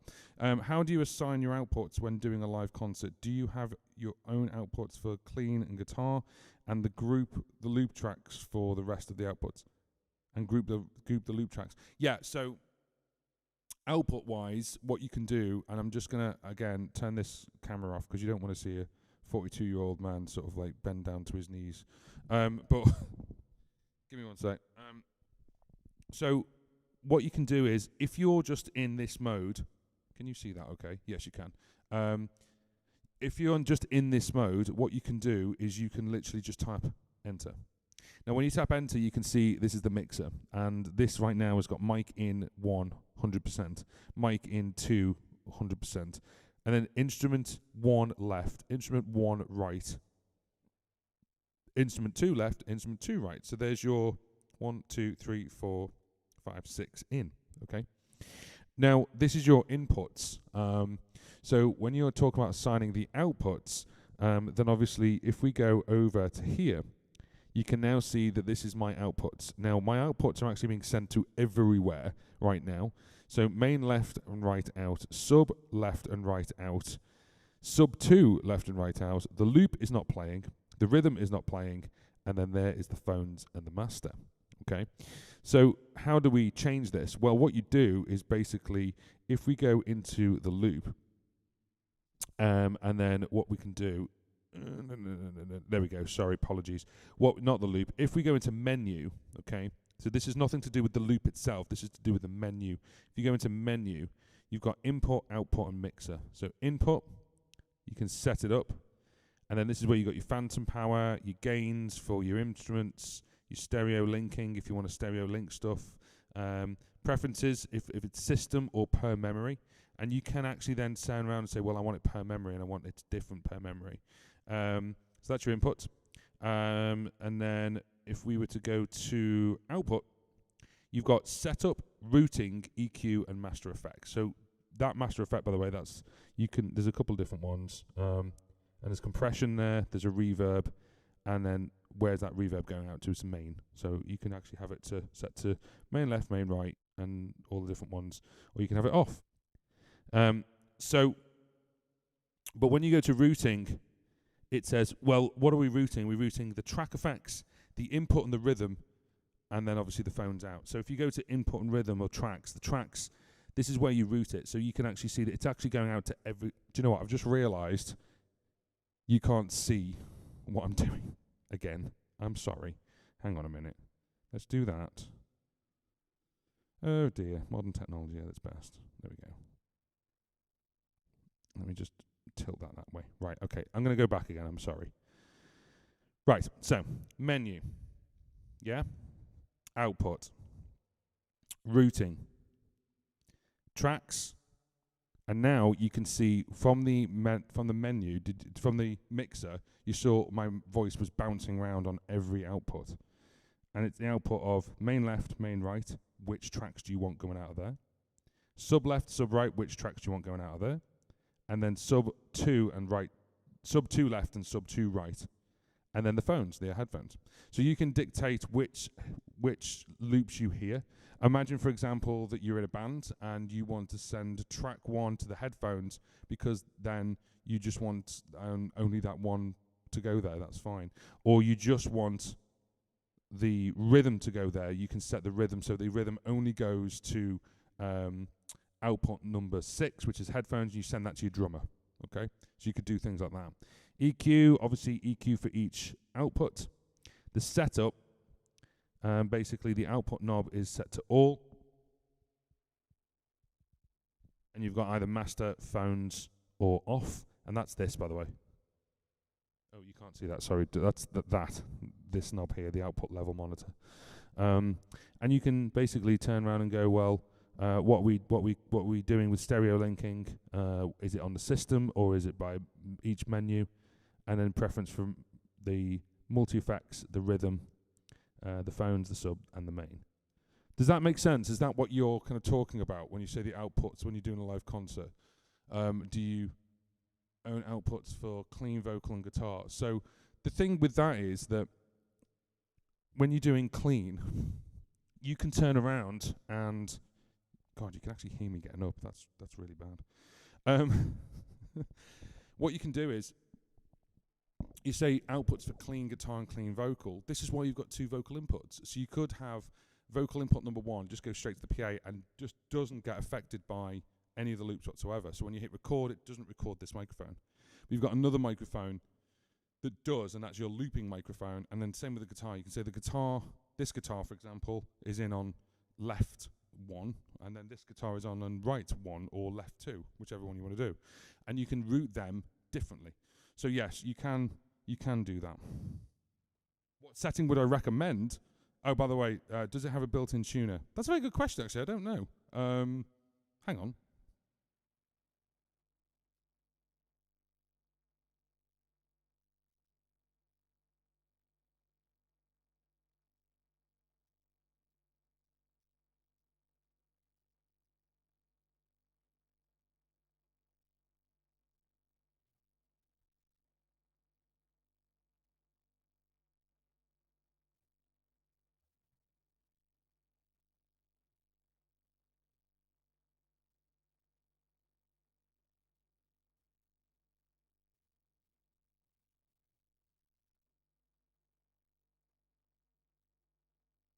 And the answer is no.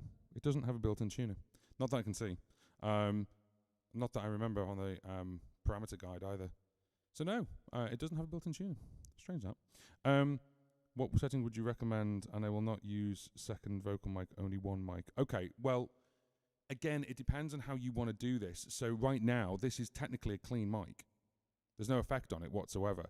But when you turn the input effects on, it's whether you want that going on the mic or not. And you can turn around and say, do not put that on the mic, only put it on the guitar. If you just want it as clean, that's fine. And you can just use the track effects to affect the tracks.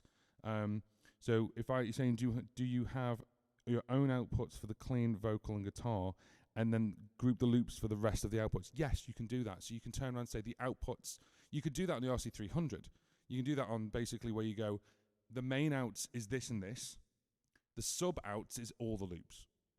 Or you could do the main outs is this and this, so, and then sub 1 left and right, sub 2 left and right, and then phones left and right is all 6 loops.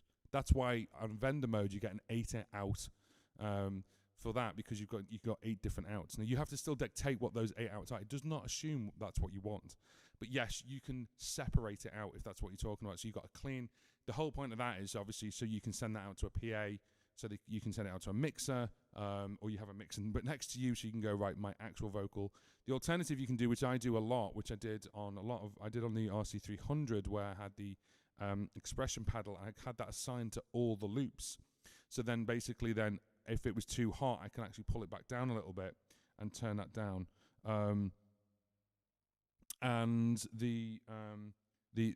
So if I was in a club and it was like too hot, like for the loops, I could actually adjust it. It's also a really great trick, and it's a neat trick that a couple of artists do. So if you don't want to stop the loop and start it again, you can just use the pedal and go, and then when you go back to the chorus, you go ba-dumph and hit it forward. But then that forward, the maximum would be like 85%. It would never be 100%. So it's never above this or this. But yes, talking about routing and output routing, Ben, yes, you can do that, no problem. So I would do that definitely. So if I was just playing at a gig, my little speaker over there, no, it's little, but like my speaker over there has 4 ins. So I would do microphone in 1, guitar in 1 and 2, and then the loops 3 and 4. So as just all 6 as a stereo. And then it's down to me to make sure that the volumes of them are correct. So I would do it like that. That's how I would do it. If you've got all 6, or you're sending it out to a mixer, or you're sending it out to a PA or a sound engineer, they could take all 6 and do it independently. The downside of that is then you've got to actually meet them halfway, and you've got to make sure that on track 1 and track 2 and track 3 that they are set accordingly. So you go, cool, track 1's bass, track 2 is drums, track 3 is this. Because if you do something different on the next track, the sound engineer goes, hang on a minute, I've set this up so it's really bassy, so I've turned the EQ up. So you have to play the same, if that makes sense. So that can be a little bit challenging when you want to play in a certain way. But if you're just doing send a stereo out of all the loops and send these two out mono, yeah, you can do that, no problem at all. It's no problem. Cool, wicked. Do you switch between different? How do you switch between different effects banks? Right, so there are 4 effects bank. I can't speak anymore. There are 4 effects banks, okay, of 4 effects each, okay, and you have effect A. Now, there's a way you actually twist it in the settings, but you can actually then assign it to then go bank up, bank down. So there's no way you can actually do it by default, but you can do it. It's just that it's not like that out the box. What you have to do is you go down into the menu. So let's do that now. So if you go into effects, so you can see here basically in loop, and we go across one, you've got input effects there. And you can see here it says bank A. And if you go across, bank A, B, C, and D. Okay? And then obviously you wouldn't, like in a live environment, go, right, let's do this. And then effects target A, B, C, and D. And then you wouldn't, obviously, you could bend down. If you ever look at some of the beatboxers who use RC-505 Mark IIs, they are in here all the time, and they're affecting things. But the way you control an RC-505 is slightly different because you've got dedicated buttons for all the tracks as well as faders. So you can do different things. But you can actually control this externally. So you can control this with one of these, so you go bank up, bank down, or you can do it with a expression pedal, which is quite cool. But you just got to be aware of it, because when you go into there, you're not going to see that. So you're not going to see bank A. If I go into that right now, what bank am I in? I don't know. If I go into blue right now, I don't know what bank I'm in. So you can change it if you want to, and you can obviously control it. But with something like, say, for example, like this is where something like the Morningstar or a MIDI controller which has a display on it is really useful, because you can then turn around and go click, and it goes, right, I'm now on bank A, I'm now on bank B, I'm now on bank C. You can do it that way. So technically, yes, you've got 16 effects per memory, both track effects and so input effects and track effects. But yeah, so you can do it that way. But then it's not set in, so it's just set on input A. Sorry. God, I can't talk anymore. It's set on bank A to begin with. Okay, hope that makes sense. Right. Okay. Cool. Delta Sunrise. Hi, John Paul. I noticed you a big. Sorry. You notice a big improvement with audio quality when layering. Yes, massive.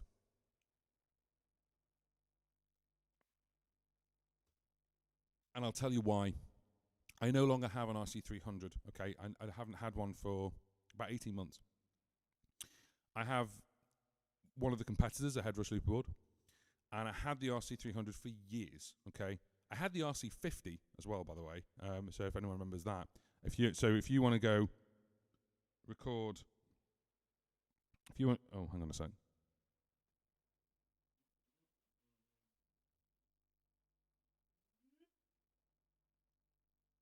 There we go. So if you want to basically make this like an RC-50, you can do. You can basically go record and play and stop.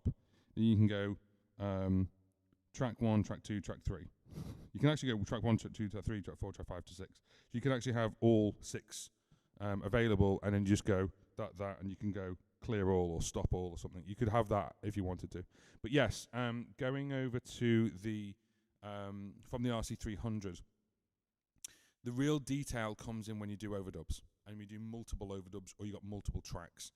The degradation of audio when you're on 16-bit, you can feel it. You don't feel it when you've got 2 or 3 tracks going, but you feel it when you've got 2 or 3 tracks that have all got 7 or 8 overdubs.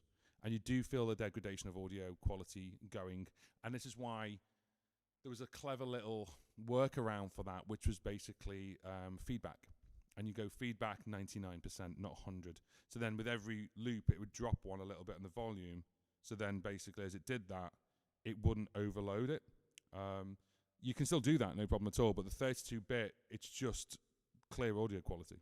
It's 32-bit floating, so it's fantastic. So yes, Delta, I would definitely say there is a clear difference. I had the RC-300 when I around when I still had like the RC-5 and RC-500, and there's a clear difference there as well. So yes. Okay, Ben, sorry, but clean, I meant it was a signal that does not have a loop. Effects is not a problem, just a separate output for the guitar and vocal. Mix engineers have wished for outputs. Yes, that's what I was alluding to. So yes, you can do that. So you could have that as going out on one output. Yes, that going out on the other output, and then so I did this with the RC-300 and I did this with the RC-30, let alone the 500, where I did what's called dual mono looping. Okay, so dual mono looping, there's a trick you could do where you've got one microphone input and you've got the stereo in, and what you could do is you don't use a microphone, because the microphone on the RC-30 would send the signal out to both left and the right output. There's only one left and right out, that's it. So what you would do is you've got that with a XLR to jack on the left, and you put that on the XLR to jack on the right, and then you would send the two outs separately. So then what would happen is you would get a vocal and all the vocal loops going out that way, and the guitar and all the guitar loops going out that way. Now, I know I've just said loops, but when you get to the RC-300, you've got the sub. So what you do is you actually send it as 4 out. So you go clean vocal, out number 1, clean guitar, out number 2, vocal loops, sub 1, and vocal and guitar loops, sub 1 right, or left, whichever one you want to do. So yes, you can do it that way, and you can do exactly the same on this. It's even got a second sub, so you could do it where you've got that, you've got 2 guitars, you could send those out, a keyboard, and you could send all 4 of them out separately, and then still have a stereo pair for all your loops. So yes, for mixing engineers, that's exactly what you can do. Can I successfully plot 6 song sections across the 6 tracks? Yes, you can. All you need to do is tell each track to be into single mode, not multi-mode.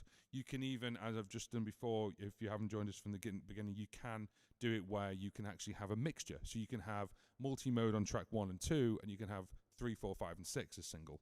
So yes, you can do all 6 as single if you want, and it'll just jump from one to the other, and of course then you can still use the rhythm section completely independently. Thank you for answering a lot of questions, thousands of questions. Yes, no, it's fine. And this is what this entire live stream's been about. So it's about answering these questions, because I know that the RC-600's a bit scarce at the moment, and you can't really easily get your hands on one. In some countries you can, and some countries you can just walk in and buy one. And in some countries you can't. It's a bit more difficult in certain territories.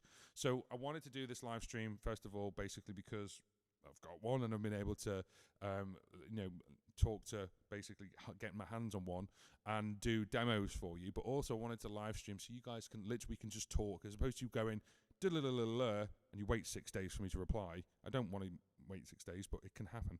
So, and you're not sure whether to purchase one or not. Now, if you do want to purchase one, then this is my little plug. I do have links in the description box, I hope, and also in the description box of all my other RC-600s of where to pick one up. I use Tonum, which is a German company who are very, very good, and they're very good with shipping, very good with timing.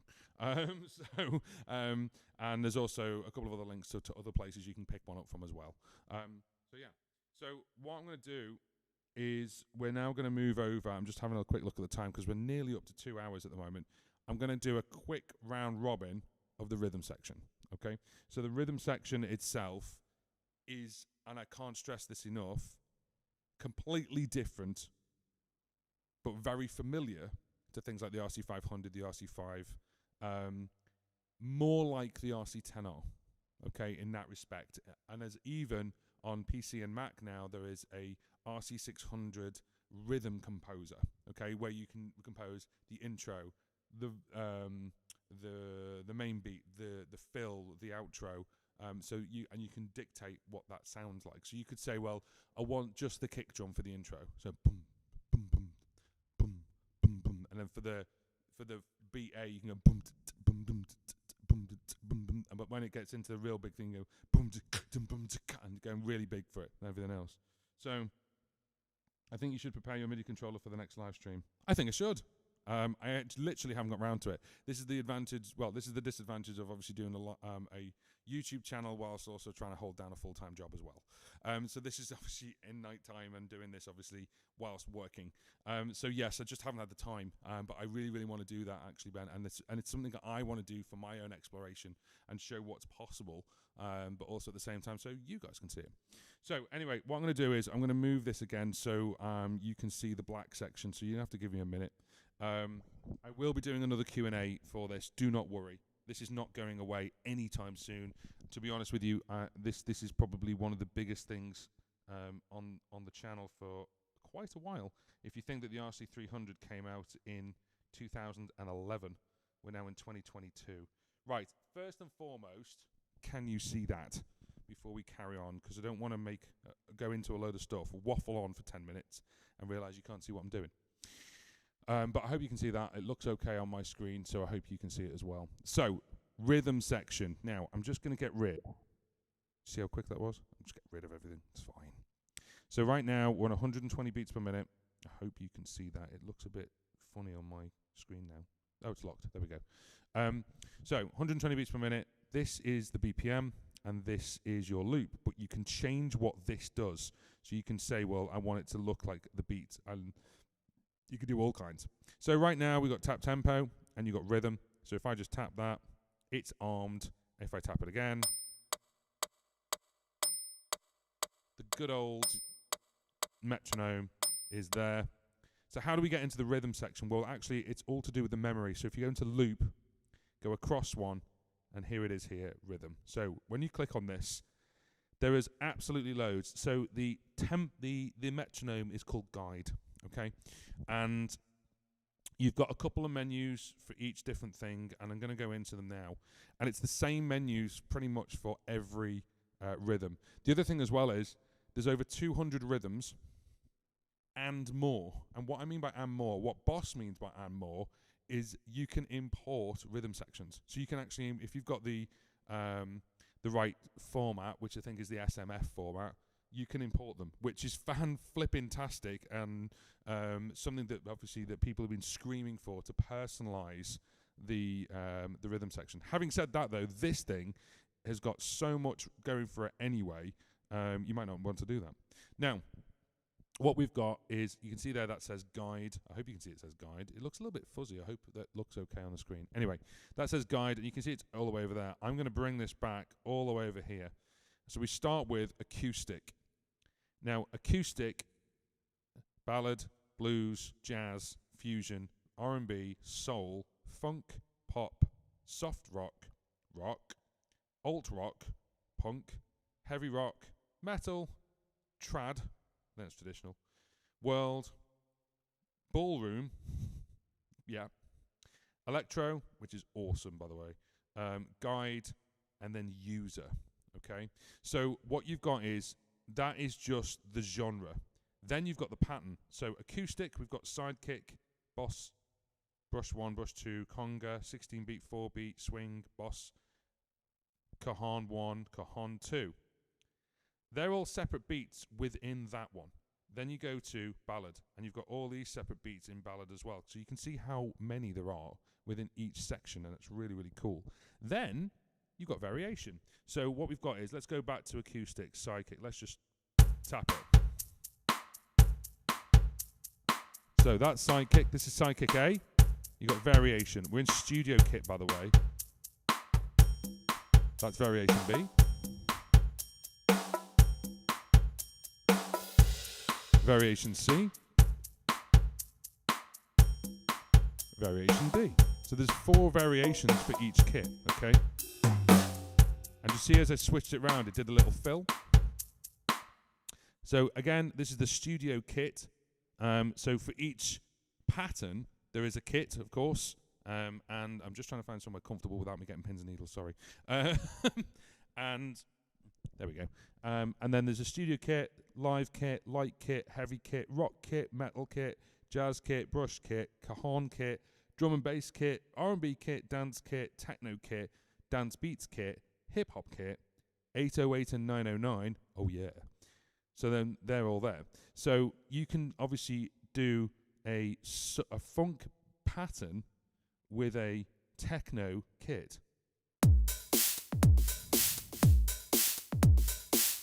Okay, you can do a punk 8-beat 6 with jazz.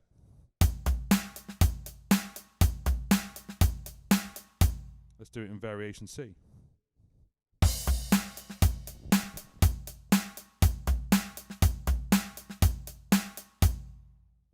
Okay, so there's absolutely loads here, and we're only on page 1. Okay, so this is literally the rhythm, as in the pattern. Okay, there's a genre for the pattern, and there's the patterns. Then there's the variations of 4 of each, and then there's the kit you're using with that pattern. So you have to think of the patterns as obviously not the kits. Okay, so you've got that anyway in like the RC-500, but basically nowhere near as many as these. Then if you page across, it then says, how are we doing this beat? So you're creating the beat there, and then going, how are we doing this beat? So let's start with I'm going to go through all the time signatures. 2/4, 3/4, 4/4, 5/4, 6/4, 7/4, 5/8, 6/8, 7/8, 8/8, 9/8, 10/8, 11/8, 12/8, 13/8. Never made a track like that. 14/8, 15/8. Okay? So there's absolutely loads there. By the way, nice little top tip. While you're scrolling through, if you hold it down and scroll through, it absolutely skims through them really, really quickly. So you can do it like it clicks. The click is really, really satisfying, by the way. But if you hold it down and click it, it doesn't click as hard, but it actually skims right across. Then what you can do, you can actually see where it says start trigger, start with the loop, or record end, or before loop. Now I've covered before loop with the RC-500, and this is really useful because you can start the rhythm by pressing on the records, and then it's not going to record, it's just going to start the rhythm, and then you can record on top, which is really cool. And then the stop trigger is on stop loop, but you can have it on off, so it doesn't stop when you do stop start all. It carries on going, and it's independent. And then you can do stop loop, so when the final loop stopped, it'll stop as well. Or record end, which is really, really useful. Then you've got intro record. You can turn that on. So you've got basically an intro. You've got intro play, ending, fill. Variation is by measure or by loop end. So what you could do is if you've got a really long loop and then you change the variation, it'll go, cool, let's put this really long fill in before we get from verse to chorus. And the way you can change that is you can assign one of these to whatever you want it to be, or if you have an external controller like an external MIDI controller, you can tell it to do the variations separately. And that is the rhythm section. The rhythm section is, let's just put that back onto 4/4, for example. So guide.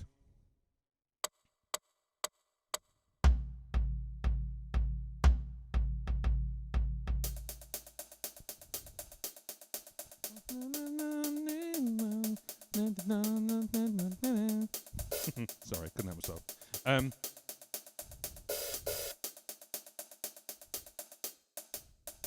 Oh, swing.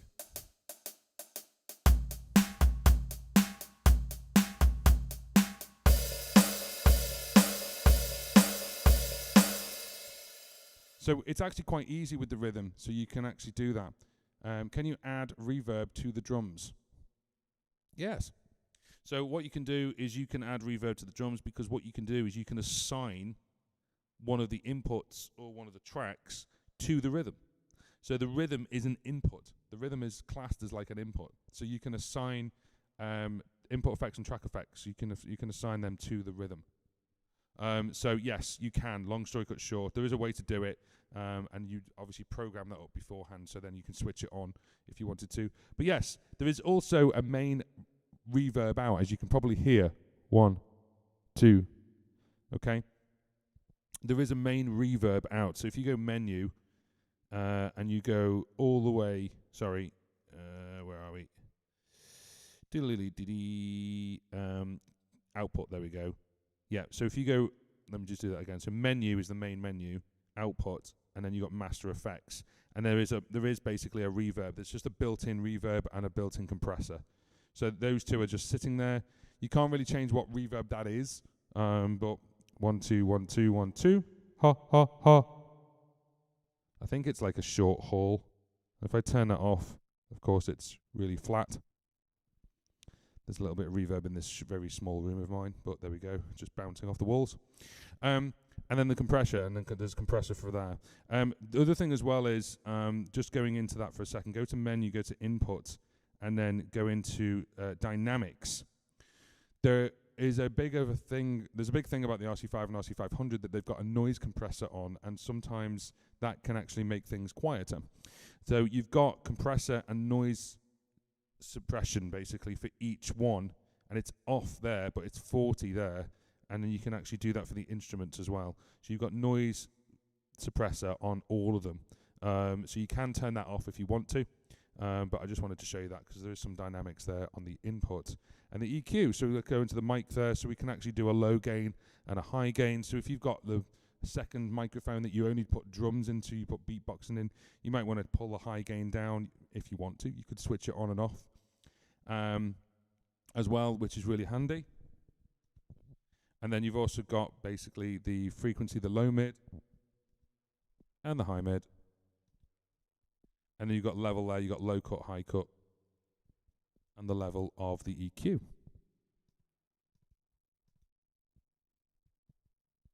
Now, the other thing we want to go into, and this is going to take a long, long time, is the controls and literally the assigns, the USB, the Midi.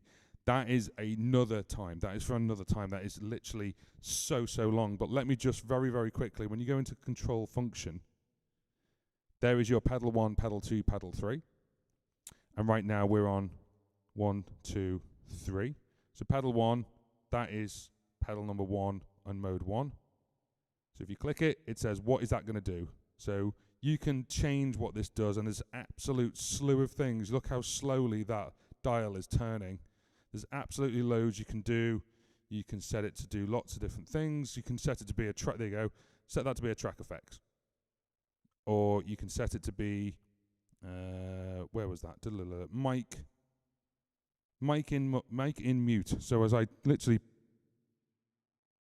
you literally couldn't hear me then, so I just press it. So you can change all these different things for different things. I'm just gonna get out of there, to be honest, and then I'm just gonna reset it. There we go. Menu. Oh, sorry, it's in the menu, isn't it? So I'm gonna have to go into and reset it. There we go. Record, play, track 1, done. So I hope that gives you some more insight into the Boss RC-600 and how absolutely powerful it is.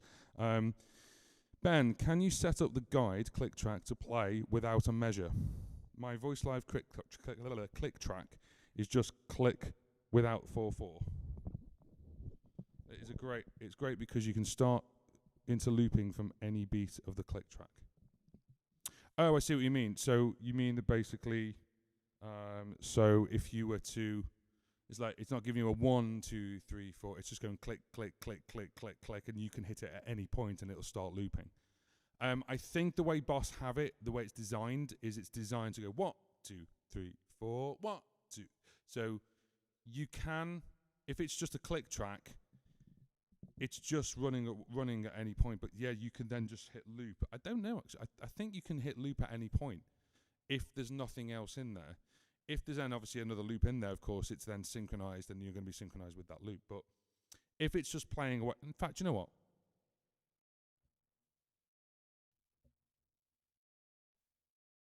Let's try it, shall we? Let's find out together. So let's create, let's start the rhythm. Hear that ding, 2, 4, 1, 2, 3, 4. There's a red indicator on the 1. I'm going to do it on 3. 1, 2, boom, boom, ba-da-da-dun, da-da-da-da-da-da-dun. Boom, boom. So no, you can't. So it actually added another 2 beats on and then came back to the beginning. So I record. That's quite good though. Actually, what you could do is you could hit record, knowing you're on bar 1, beat 1, and then you know that actually you could be hit record if you're gonna if you don't have to start on bar 1 beat 1. You could hit record knowing full well that if you hit it on bar 3 or beat 3 on beat 3, it's the third bar in. So yeah, it's actually it is dictating the first bar of the loop. So I hope that shows you it. Right, the last thing I'm going to do, and then we are going to wrap it up because I've been on this now, I think, for 2 hours. We are going to wrap this up, so I'm going to show you how you name a memory. It's right, nice and simple. Ben, this is the last thing I'm going to show you tonight. So,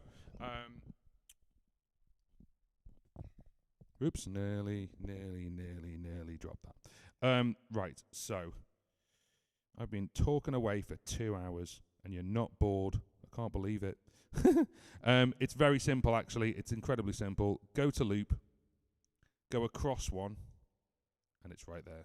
Name. When you click this, there's a whole thing of sort of moving the cursor around, and then you change the character, and then you can change it from uppercase, lowercase, and you move it across. And then when you're ready, so that's now called Pemery 02, you can literally write to the memory. So if you've done something, you've changed stuff, and you want to save it, then it's exit and enter as it always has been. Click that. It then says, do you want to clear it or write it? We're going to write it to the memory. I'm not going to do that, but you click write, and then it will write it to that memory. And that is if you've changed the memory of it, if you have added a specific loop, if you've done some settings, if you've done the rhythm, or you've got loops in there that are recorded. So you could literally program this thing up with no loops on, but you've programmed the settings, the inputs, the outputs, the track effects, the input effects, the routing, you can, and then hit save, and there's no loops on there. It's just the way you want it, and that's one memory, okay? So I can't stress that enough, that basically all of that is one memory, and you can literally, memory 2 can be completely different. You can have the buttons completely different. So guys, thank you so much for sticking around for up to 2 hours, over 2 hours, while we've been playing around with the RC-600. I hope that has answered some questions. If I have missed some, or if you're watching this on the restream and on the replay because you've missed this and you wanted to watch it and you've got 2 hours of your life that you want to watch this with, then hit some comments in the comment section below. There will be some more videos coming out soon, and also the most asked for comments, I'm going to be making shorts videos. So if you go, how'd you do this, like the name one, I'm actually going to do that as a YouTube short. So you got a quick 60-second answer that is there forever. So then as you search for it, it's going to be there. It's also going to be in the playlist so that you can just get a quick answer for one thing. But please make it a quick thing. How do you set up an entire track? It's not going to be 60 seconds. But the most questions, the most questioned, I can't speak anymore. The most requested questions, that's what I'm trying to say. The most requested questions, basically, I'll make them into YouTube shorts. So you've got a real quick answer. So guys, thank you very much. When is the next stream you will tune in? That is a very good question. I haven't decided that yet because it's down to my own scheduling with what I do out in my work and everything else. But I will schedule it so it won't be on the same day. I'll make sure that it is at least a couple of days beforehand. So it'll be on the channel. Stick to the channel. If you haven't subscribed to the channel, hit the bell notification. You hear that with everyone, don't you? But genuinely, if you hit the bell notification, it will bell you to say there's going to be a new live stream coming out. So please do that, because then that's going to help you. Literal applause. Oh, Ben, thank you very much. A round of applause for everyone asking questions. I was worried that, like, you know, there wouldn't be any questions, but clearly people are interested, so there we go. I'm glad we've helped you guys out, and maybe it's made you make a decision on whether you want an RC-600. If you do, there are some links in the description box and also on all my RC-600s videos of where you can get one. And yeah, all that remains to say is thank you very much. Happy looping. And we'll see you again soon. Ta-ta.